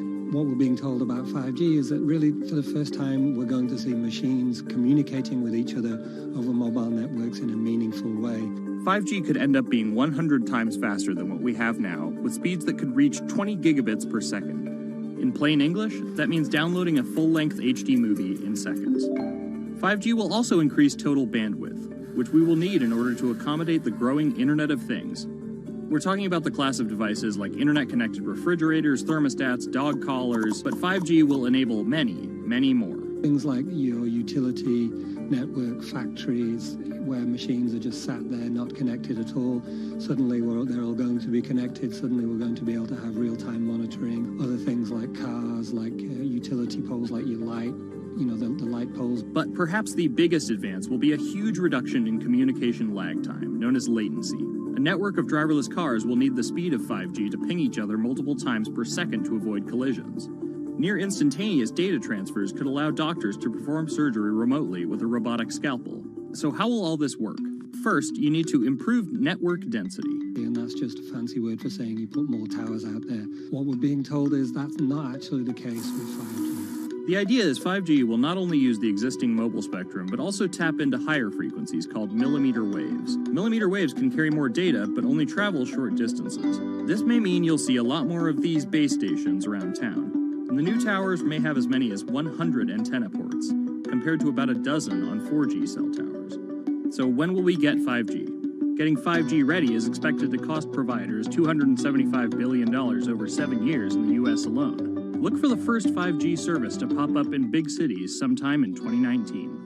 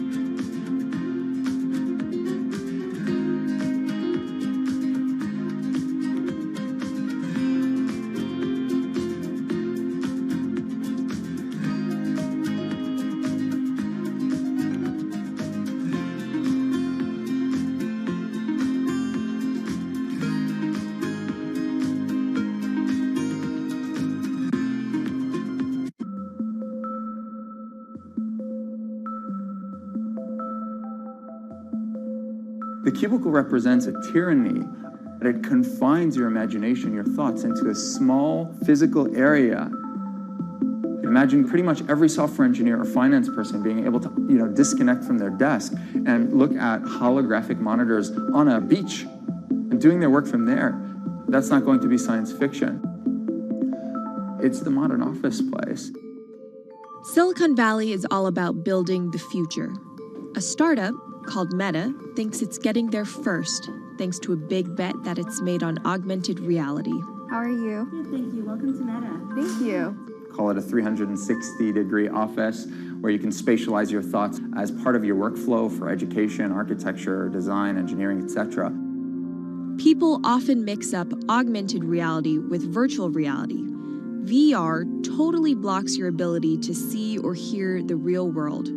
AR overlays holograms onto what you already see. Meta has tried to make its version of the workspace feel familiar.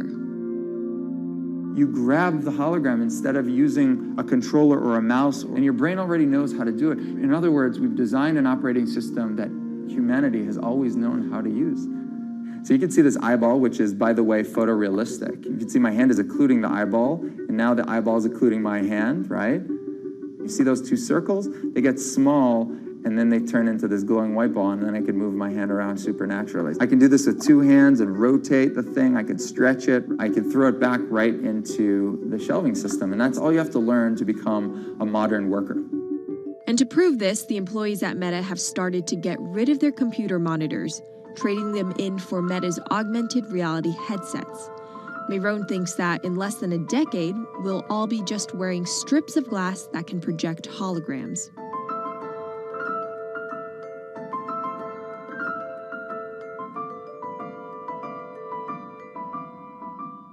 In the early 80s, everybody had computers on their desktop, but no one was using them because they had a lot of work to do. So they were still using typewriters. And at some point, the CEO took all the typewriters away and everybody was forced to use their computers. So it's very exciting to see a new generation of technology, a new paradigm. I consider us like pioneers in the holographic wild. I'm pulling up my browser with my hands and sending out emails to colleagues and just kind of really acclimating to the new environment.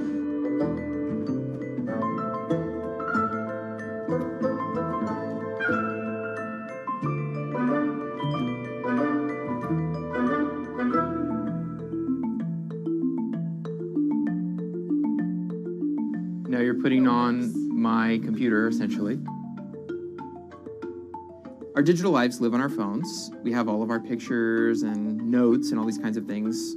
So why don't you write yourself a little sticky note? I like it. And go ahead and just take your fist right over the top of the sticky note and close your fist. And now... Oh, what? Meta's own transition to augmented reality has run into plenty of unexpected problems. And it's still going to be a while before you'll start to see these devices in your office. But I think it's a future worth waiting for. If we could see these holograms between us, we will have been able to share our work with one another more naturally, more efficiently, and more productively than ever before. Humanity will have evolved slightly.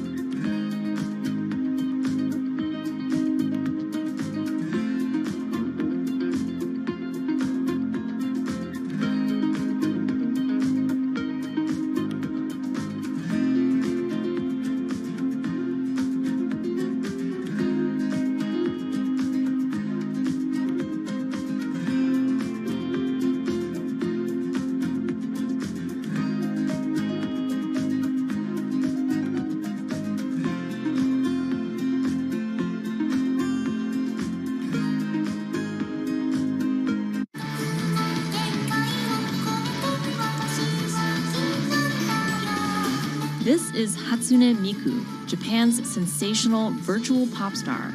She's released over 100,000 songs in multiple languages and performed sold-out concerts around the world.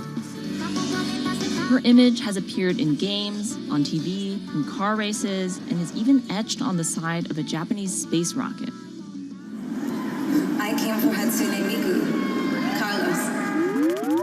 She's Lady Gaga's favorite digital pop star and opened shows for her in the US 3 years ago.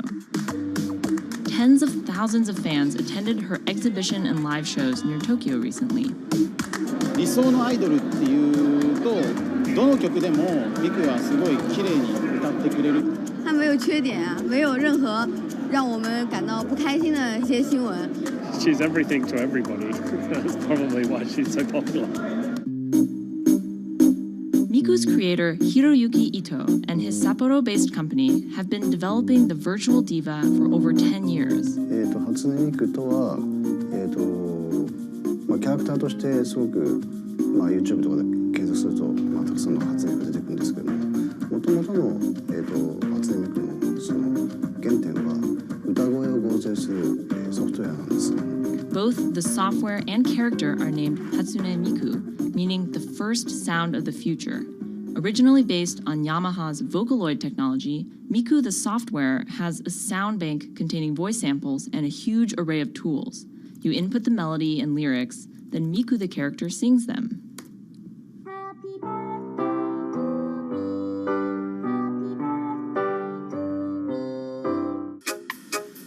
To date, Krypton has sold 120,000 software licenses at $200 each to fans around the world who use it to create numerous songs and share them online. Some of the fan-created songs are chosen to be part of Miku's concerts, for which they're paid a royalty fee. もともと初音ミクっていうその、存在自体がそのボトムアップって言いますか、中にはアマチュアクリエイターじゃなくて今もうすでに、プロになって活躍している方もいらっしゃるんですけども。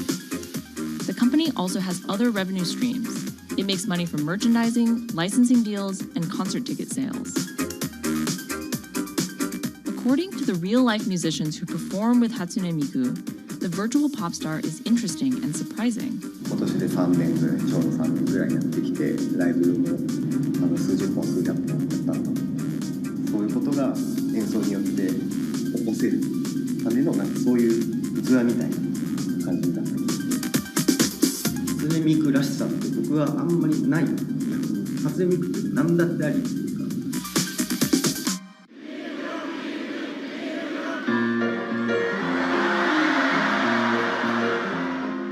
For Ito, Miku has the potential to change the way we think about music. そういう新しいそのテクノロジーによって新しい音楽のあり方っていうものを模索していきたいと思っていました。And for her fans, it goes even further. ミクって魂がないので、だからみんな魂を作り上げるために存在する。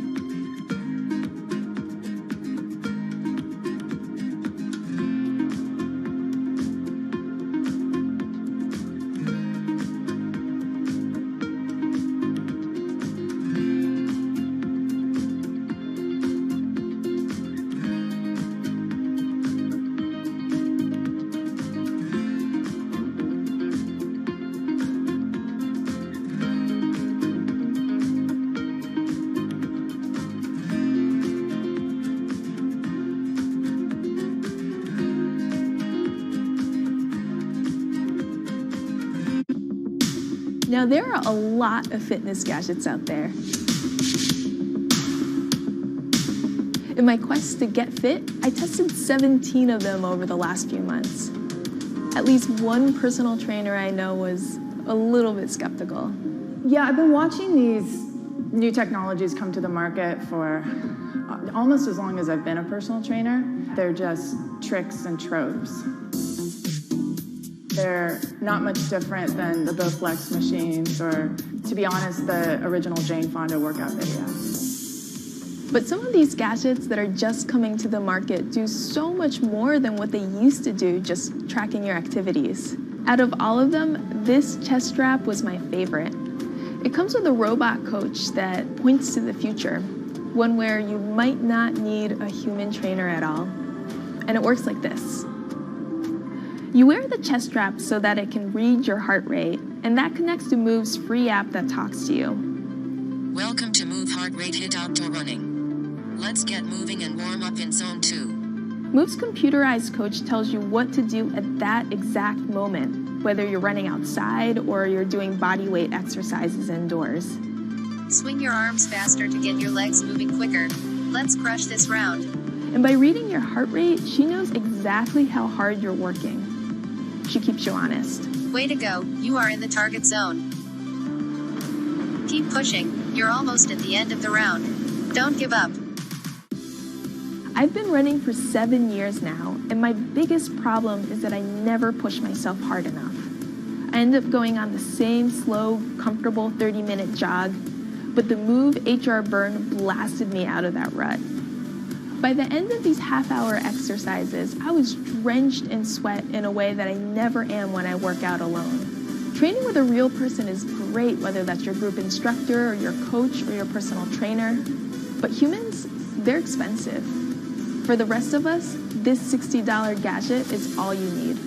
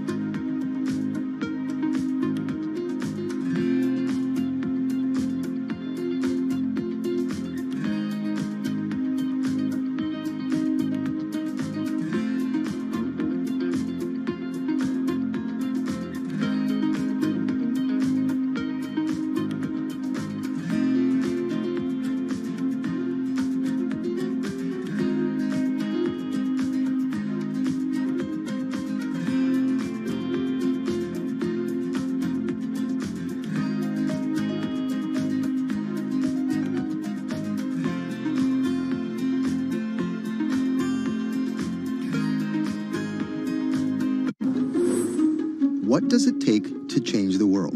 A big army? A cure to a pandemic? A revolution? All of these take either a lot of people, thousands of hours, or massive amounts of space. But for Julian Assange, all he needs is one room, an internet connection, and the world will listen. Assange is located here, and more specifically, right here. And from that location, he's posted government secrets, classified documents, and leaked emails from some of the world's most powerful people. And in doing so, has been labeled a hero, a villain, a nihilist, and everything in between. This is how an Australian programmer sequestered in the Ecuadorian embassy in London became one of the most influential and notorious people in the world. Born in 1971 in Townsville, Australia, Assange has always been on the move. Living in over 30 homes by the time he was in his mid-teens, Assange, along with his mother and half-brother, finally settled down in Melbourne. His introduction to hacking started at 16 when he was given a Commodore 64, which he attached to a modem. He attended the University of Melbourne, where he studied programming, physics, and mathematics. He never graduated, but that doesn't mean he didn't get an education. By 1991, Assange hacked into the Pentagon, U.S. Navy, and other branches of the U.S. government. In 1996, he was caught by the Australian Federal Police and charged with over 30 counts of hacking and computer-related crimes. He didn't get any jail time, but he was fined $2,100. I think the first taste of what would come later was the hacking that he did as a young programmer, and that really sort of foreshadowed a healthy skepticism of the use and abuse of technology by governments. That's Vernon Silver. I'm a reporter for Bloomberg's investigations team. Assange's youth as a hacker laid the foundation for him to start WikiLeaks in 2006. But what is WikiLeaks? It's a website that posts unfiltered, usually classified documents. What separates it from every other media outlet is that they have no editorial hierarchy. With a publication like the New York Times, information comes in, they take that information, package it, then disseminate it for the public to see. WikiLeaks, however, cuts out the middleman. WikiLeaks gathers information, most of it given to them anonymously. So what they're doing is really very simple. They get the information in one end from who gives it to them and out the other with sometimes minimal interference. Julian Assange is the leader of that, the mastermind, the creator, and really, because he thinks of it as a journalistic enterprise, the editor-in-chief. But every story starts with a source, and Assange has some unconventional sources. Julian Assange does not hack as far as we know. He is the recipient of people who are either insiders who give him secret documents or hacked emails from a foreign power. That's Eli Lake. I am a columnist for Bloomberg. And there was no source bigger for Assange than Chelsea Manning. He used to be known as U.S. soldier Bradley Manning. In 2010, Manning provided Assange and WikiLeaks with hundreds of thousands of leaked government documents. WikiLeaks quietly began releasing the documents in February of 2010, then made big headlines in April by posting what is now known as the collateral murder video. Come on, fire! It was a vivid, graphic video. It changed the debate on the Iraq War, and importantly, it put WikiLeaks on the map when they put it online, and they couldn't be ignored at that point. And those leaks were just the beginning. They went on to post more than 90,000 leaked documents known as the Afghan war logs, 390,000 documents known as the Iraq war logs, and 250,000 private messages between diplomats called cables in what is now known as Cablegate. These leaks were met with very real ethical questions. The problem with publishing those cables was that a number of confidential sources for U.S. diplomats who faced real danger when their names were exposed. Then Secretary of State Hillary Clinton drove the point home that every country, including the United States, must be able to have candid conversations about the people and nations with whom they deal. Shortly after Cablegate, the Swedish government issued an arrest warrant for Assange on allegations of rape and molestation. He claimed the allegations were fabricated to get him extradited to the United States, a claim the U.S. government denied. Either way, Assange's next move was to seek refuge in the Ecuadorian embassy, which really was the beginning of the new chapter in his life and what we're dealing with now, which is him being stuck in London. What was supposed to be an office in an embassy is now Assange's self-imposed prison to this very day. But that doesn't mean he's slowed down. Since being trapped in the embassy, WikiLeaks has released files about Guantanamo Bay prisoners, Syrian political figures, and the draft to the Trans-Pacific Partnership. And then came the 2016 U.S. election. Thousands of leaked emails showed Democratic Party officials possibly plotting against Bernie Sanders in his race against Hillary Clinton. Over the course of 68 days, WikiLeaks released 20,000 confidential Democratic National Committee emails. In terms of the presidential race, if you look right here, when Assange released the first batch of emails, Trump actually takes his first lead against Clinton. I think we've had enough of the Clintons, in all fairness. Once WikiLeaks started exposing secrets of the Democratic Party, Julian Assange became a hero to many on the right. Public opinion kind of flip-flopped. WikiLeaks. From the emails, we now know Hillary Clinton's campaign manager makes risotto, and also how the DNC squashed Bernie Sanders' campaign. One thing we don't know is who gave Assange the stolen emails in the first place. Many leading Democrats say they suspect it was the Russians. They released an analysis from a private cybersecurity firm that had said it was the Russians. But Assange claims our source is not the Russian government, and it is not a state party. So this is where we stand today. The public still doesn't know who provided the emails to WikiLeaks. Meanwhile, Assange is still running WikiLeaks and still releasing documents. In March 2017, he started publishing documents from the CIA's Center for Cyber Intelligence called Vault 7. The CIA, the agency charged with finding and keeping our top secrets, can't keep its own secrets. As long as Assange has a connection to the world, no government secret will be too far from exposure. Julian Assange is still in the embassy. Maybe he'll leave, maybe he won't. Kind of regardless, his work has been done. He's changed the way people think about their governments, about their own secrets, about their own hackability, and really the world has changed because of him.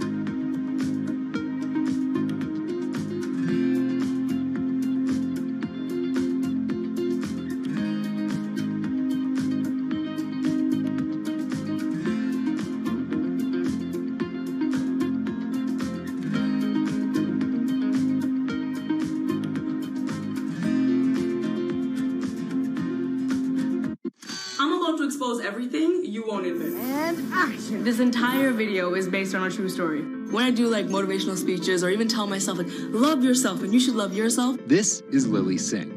But to fans all over the world, she's the YouTube star Superwoman.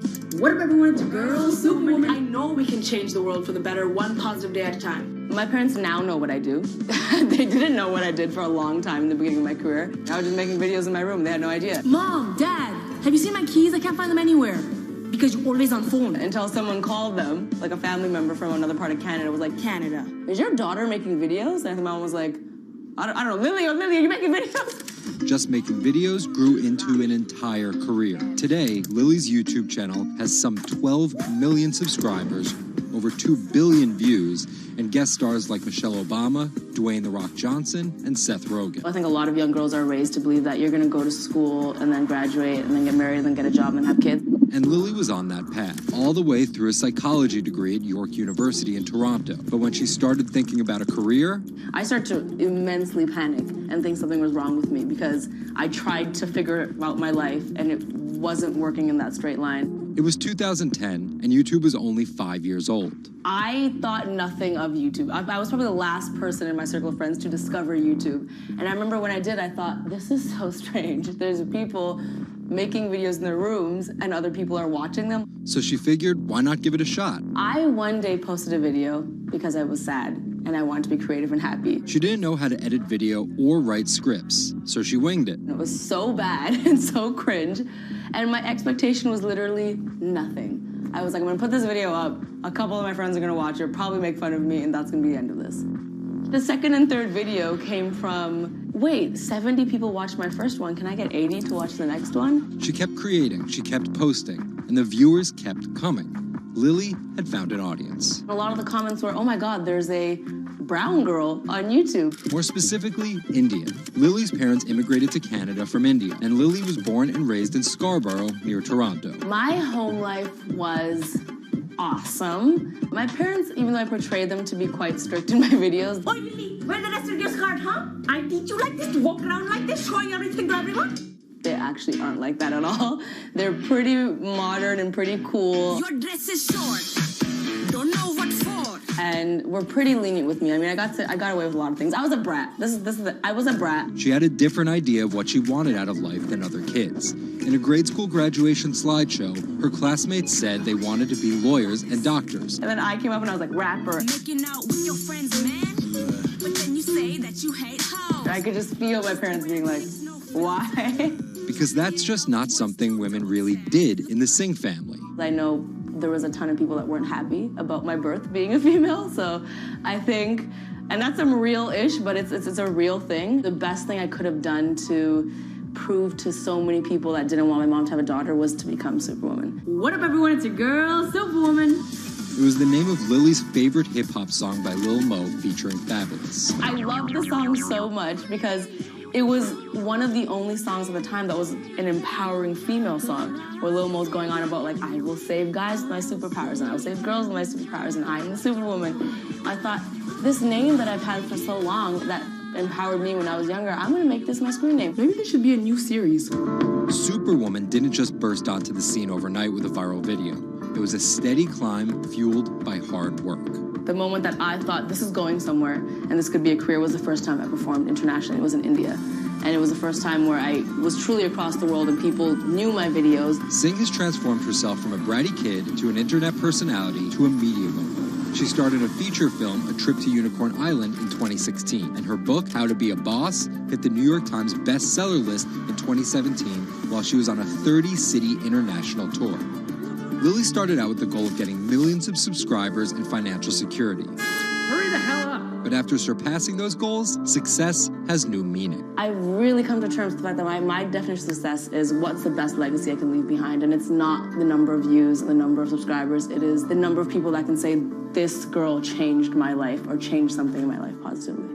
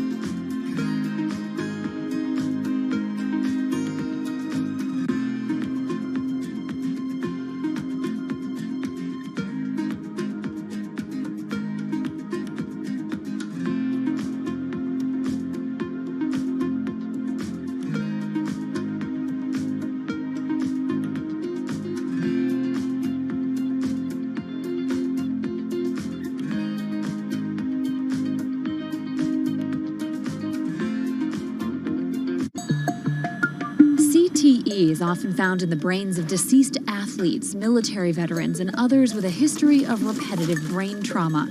Hundreds have donated their brains to the VA Boston University Concussion Legacy Foundation Brain Bank. This is a former NFL player who died in his early 70s, and this is a veteran who also died in his early 70s. Dr. Ann McKee dissects these brains. The hippocampus and the mammillary bodies are very important for memory. I can see that they're slightly affected. McKee recently dissected the brain of former New England Patriots player Aaron Hernandez, who was convicted of murder and later committed suicide. You'll see right away that the brain is showing signs of shrinkage. You can see the crevices in the brain that you can't see in the normal. McKee says Hernandez's severe case of CTE impacted his decision-making, depression, and ability to control rage and aggression. Right now, she thinks we're underestimating how many people have CTE. We were able to distinguish between CTE and controls and CTE and Alzheimer's disease.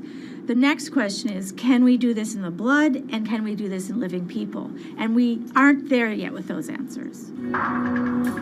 But the need for a diagnosis in the living is motivating companies such as Quanterix in Lexington, Massachusetts, to work faster on technology that could diagnose concussions and CTE in as few as 30 minutes. Kevin Rosovsky is the CEO. It's like a high-powered microscope. And so by doing that, we can see little biomarkers that you couldn't see before in the blood. Quanterix received a grant from the NFL and just went public.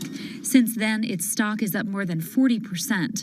The company sells a machine called Simoa for $175,000 to other biotechs, hospitals, and researchers. And for the first time in history, we're able to see brain health in blood, and that's a major breakthrough, and that's leading to less invasive testing, and we've already been able to see evidence of concussions, and there's the beginning evidence of being able to see the accumulated effect of concussions. Quanterix is also trying to detect Alzheimer's disease, multiple sclerosis, and ALS.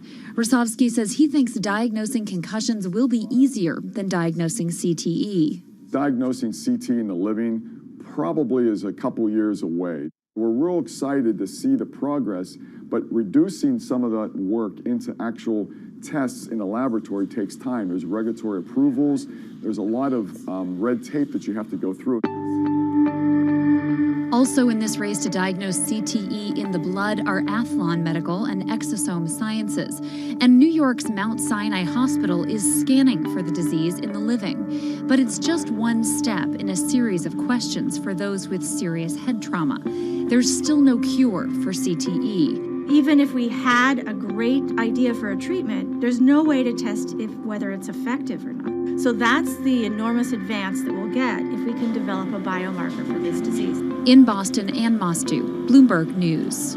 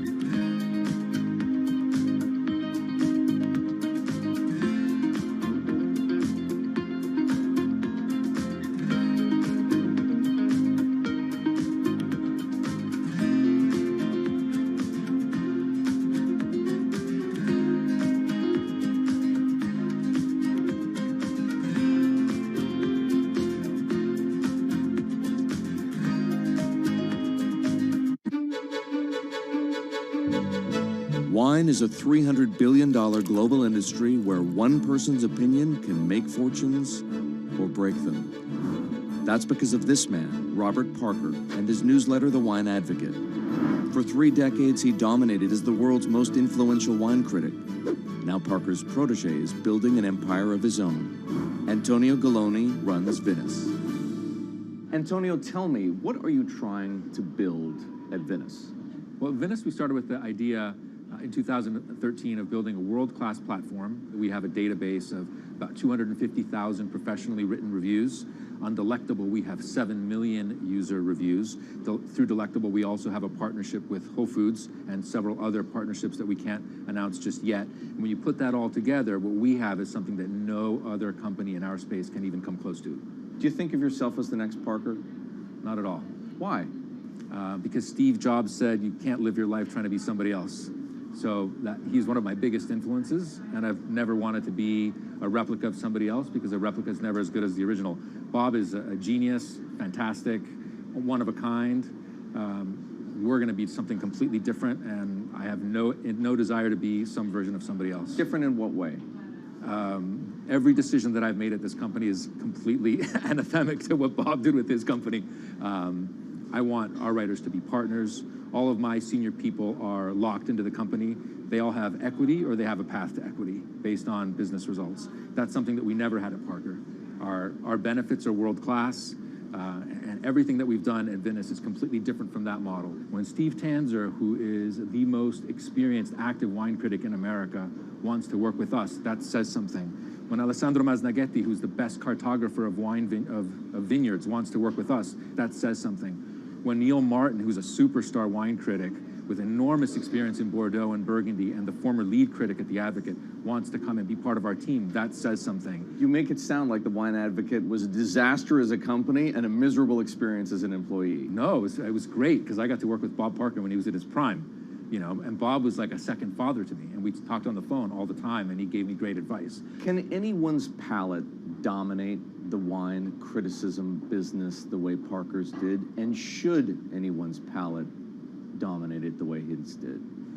I just think the world is very different today. You know, I mean, it's just a totally different world. It's probably not healthy to have a single person dominating the world. It's not even wine criticism, it's the wine industry. Yeah, that's probably not the healthiest thing in the world. But I think that there's just such an opportunity right now with social media and technology to reach such a massive number of people that I think it's possible that 1 or 2 people will actually have more influence than Bob Parker did, because they will, again, this goes back to your first question, not trying to be a version of somebody else. You see this in sports all the time. It's like, oh, well, nobody will ever beat this record. And then somebody comes along, you know, it's like tennis, Pete Sampras. Nobody's ever going to win as many Grand Slams. Now you have 2 guys who are ahead of that and 1 knocking on the door. And so I think a lot like that. You're a former investment banker. How does that inform and influence what you're doing and what you've done? My generation has had to deal with a lot more challenges. That's why I think we're actually much better poised for the future. My first job in finance, the first thing that happened was long-term capital, 1998. Then the tech bubble melted down. Then there was a mutual fund trading scandal. You know, that was all like within about 5 or 6 years. And these are the things that I had to deal with as a young executive. My peers who were 20 years older didn't know how to manage in crisis. They'd only seen Black Monday. They'd just been in a big bull market. It's very different. So I'm very lucky. People of my generation or a little bit younger have actually had to deal with a lot more crises. I think that's actually good for learning how to cope with challenges in business. From the outside, it kind of looks like you're trying to demolish the house that Parker built, right? You left The Wine Advocate. Yeah. You merged with one of his chief rivals. Yeah. And you just hired his successor, Neil Martin. Mm-hmm. So are you? I think what that says is that all the best people want to work at our company. And that's really what we strive to create starting in 2013. We wanted to create a world-class company that would attract the best-in-class talent, and not just on the content side, on the technology side, on the digital side, our office, and at every level, what we're trying to, we only hire superstars, and we're looking for those superstars.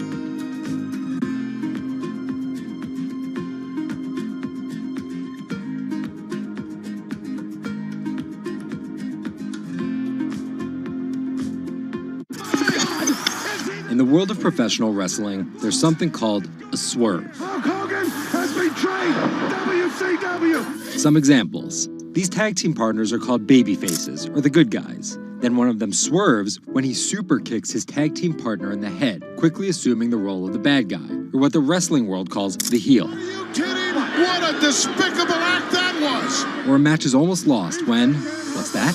The superstar wrestler appears out of nowhere sprinting down the aisle to save the match. That's the Warriors music! It's the Ultimate Warrior! That's a swerve. So it should go as no surprise that World Wrestling Entertainment, known as the WWE, the most popular brand of sports entertainment in the world, is prepared for any swerves that come their way. So here's the story of how the WWE learned to see the swerve coming.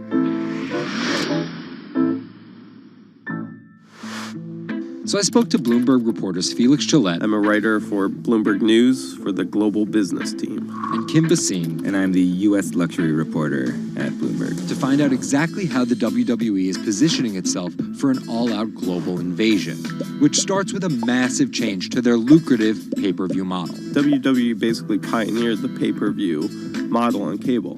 I remember as a kid, when the pay-per-view events came up, all of our friends would scramble around and try and get one of the parents to pay for it. But in 2014, they took a huge risk. They saw a little bit sooner than some of the other entertainment brands that where this whole thing was moving was away from cable and satellite television and towards on-demand streaming video apps. They made this risky decision, in essence, cannibalizing that pay-per-view model, which they had essentially built. And after some early turbulence, it's working. Roughly 1.5 million people are paying $9.99 a month for the WWE app, making it the 5th most popular streaming OTT service. This adapt-or-die approach is in the WWE's DNA. Over the past 30 years, the company always seems to think 2 steps ahead. In the early 90s, WWE was at its most threatened when Ted Turner took them on with WCW, which stands for World Championship Wrestling. And back then, the WCW was winning the ratings war. So in order to compete with them, WWE had changed its product from a family-friendly kind of cartoonish style to this really raw. That's why they called their show Raw. It was this raw style of wrestling. With violent, outrageous, reality-inspired plot lines and aggressive personas. From a 16-foot ladder! And they won that fight against Ted Turner. And they bought WCW. The early 2000s ushered in an era of testosterone-driven programming aimed at the red-blooded American male. Bra and panties matches, and people smash each other over their head with like barbed wire bats and things like that. Until 2015, when WWE fans started a hashtag Give Divas a Chance. Since then, WWE has hired 40 more female wrestlers, and that growing cast of female characters was part of a much larger plan. They started to try to appeal to a broader set of people. Let's attract more female fans.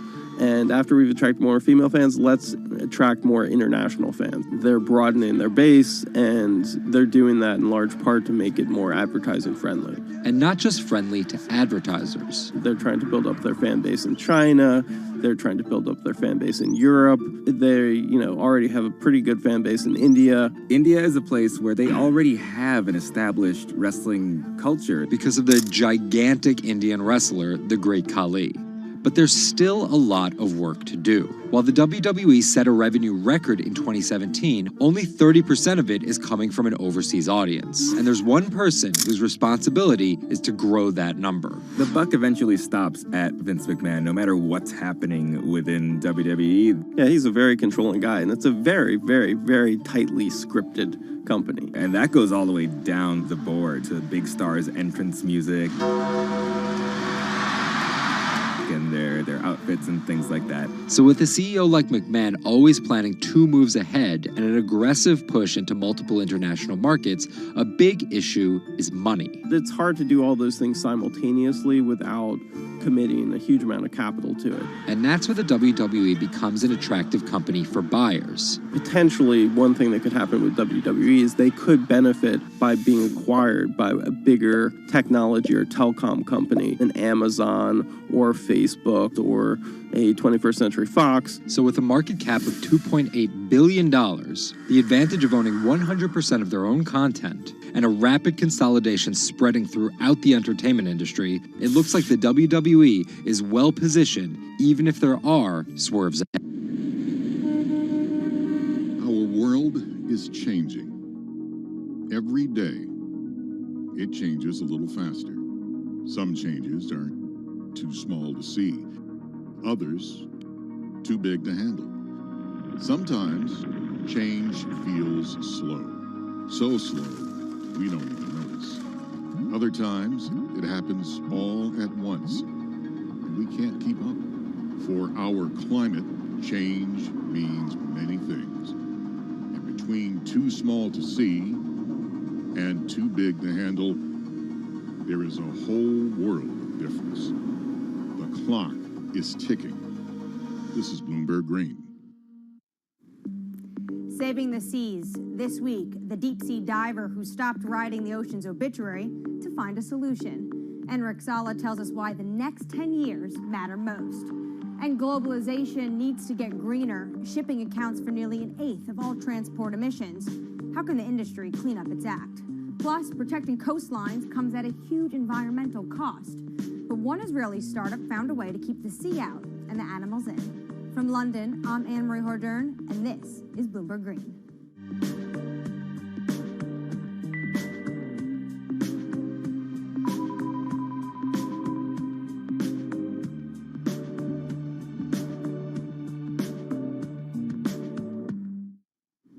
After more than a decade of studying the ocean as an academic, Enric Sala realized he was writing the ocean's obituary. He quit his job and became a full-time conservationist. As an in-house explorer for National Geographic, he's clocked more than 5,000 open water dives. He's also founded Pristine Seas, a project that combines exploration, research, and media to lobby countries to protect their oceans. To date, it has helped create marine reserves equivalent to half the size of Canada. I spoke to him about his mission and why it's so urgent. The state of the world's oceans is really bad. We have lost 90% of the large fish in the ocean. Sharks, groupers, cod, tuna. More than half of the fish stocks are overfished, which means that we are taking them out of the water faster than they can reproduce. More than half of the ocean is affected by industrial fishing, and global warming is killing coral reefs all around the world. The ocean is in a trajectory of decline. Can you just visualize for our viewers who never get to see the kind of things you are able to see, what an ocean and healthy ecosystem looks like versus one that's next to a bustling economic and industrialized area? Coral reefs in the United States, in the Florida Keys, are down to only 2% of what they used to be. Before, 80 to 90% of the bottom on a coral reef in the Caribbean was covered by live coral. Now, Florida Keys have only 2%.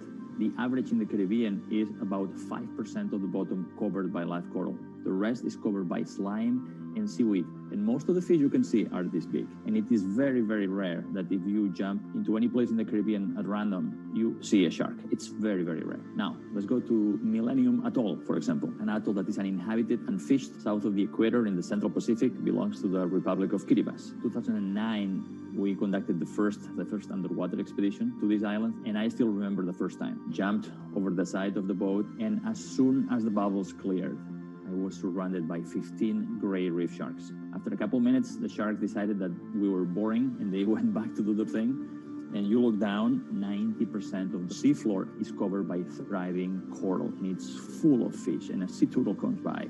Now, this abundance that we rarely see anywhere except in well-managed marine reserves. This is what the ocean used to be like, and this is what we have learned from going to these pristine places. And you write in your book that you're writing the obituary of ocean life. What's the cure? The cure is doing less harm. Basically, there are three things that we are doing to the ocean. One is we are taking fish out of the water faster than they can reproduce. Two, we are turning the ocean warmer and more acidic because of man-made climate change.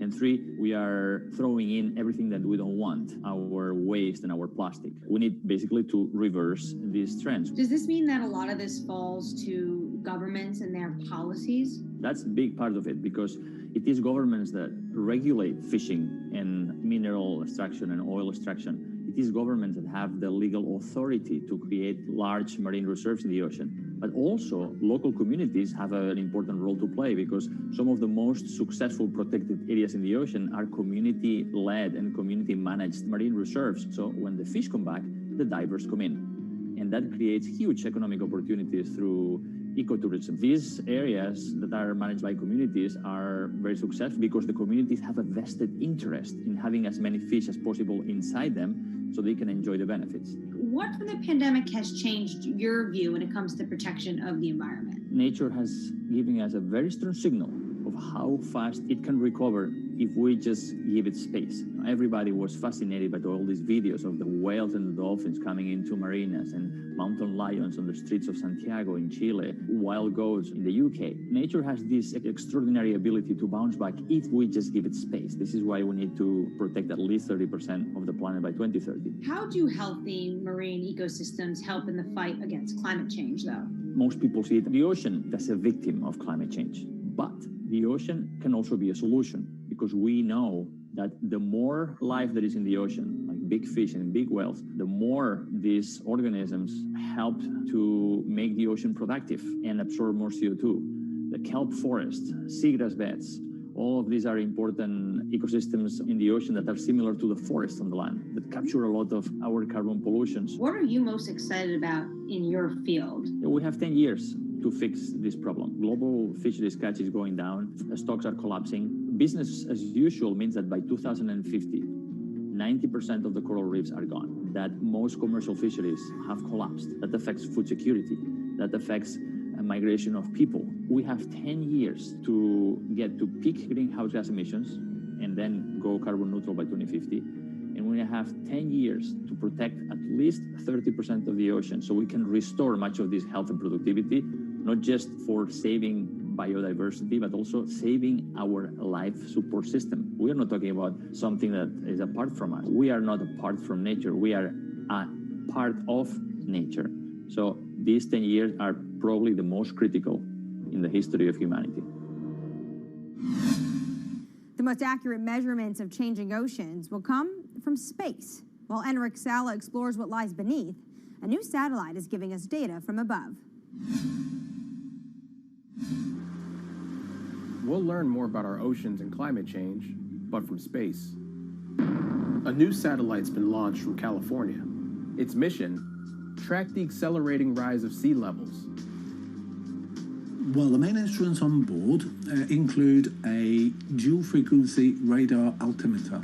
And this is the primary instrument of the mission, and that's the one that's measuring sea surface height, significant wave height, and wind speed over the ocean. And from those measurements, we can actually have the superb measurements that we expect of sea level rise. Data gathered from Sentinel-6 will be used alongside information from other satellites to build as complete a picture of the oceans as possible. With a long record, we can precisely measure the acceleration. We eventually can detect new regime, tipping points. For example, if there is a runaway in the melting of Greenland or Antarctica, sea level will record this runaway change because it is an integrator of all changes that are occurring in the climate system. So we will be able to see some change, big change in the global climate. The National Oceanic and Atmospheric Administration expects that sea level rise will increasingly threaten U.S. coastlines. One example, the southern tip of Manhattan is expected to flood 20 to 40 times a year by 2030. 11 of the 15 largest megacities are located at the coast, and this number will double. The number of people living in coastal area will double by 2060. So,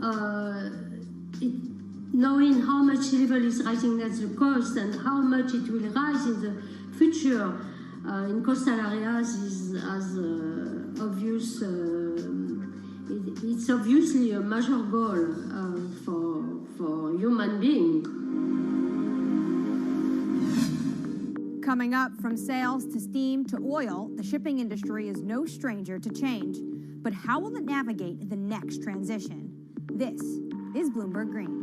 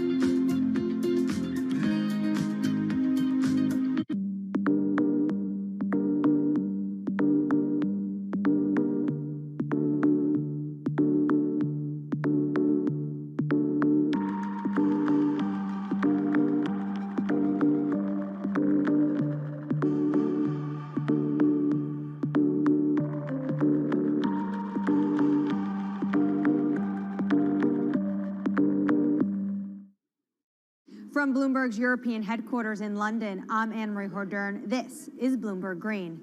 Now, for your roundup of this week's latest climate news, Jennifer Zabazaja has your Green in Brief. Here's the climate news you need to know. Deforestation of the world's largest rainforest has hit a 12-year high. More than 4,000 square miles of the Amazon rainforest was destroyed in 2020. That's a 9.5% increase from a year earlier. Government data shows that destruction has soared since President Jair Bolsonaro took office and weakened environmental enforcement. The Amazon is home to millions of species and plants and is critical in the fight against climate change. Bitcoin is hitting all-time highs, but at what cost to the environment? The cryptocurrency is energy intensive, and there are concerns if it becomes mainstream. According to MIT, back in 2018, Bitcoin's carbon footprint was almost as big as Portugal's. Want to get better at tackling climate change? We'll hire more women. That's according to Bloomberg New Energy Finance. Firms with 30% or more women in top jobs tend to perform better when it comes to the environment and are more likely to set clear climate goals. Shopping online is more popular than ever now, but the price of convenience is measured in CO2, and more deliveries means more fuel burned and more packaging wasted. So what can companies do? Well, many are becoming more efficient and sourcing more clean energy for their data centers and warehouses. And England's farmers will be paid to go green after Brexit.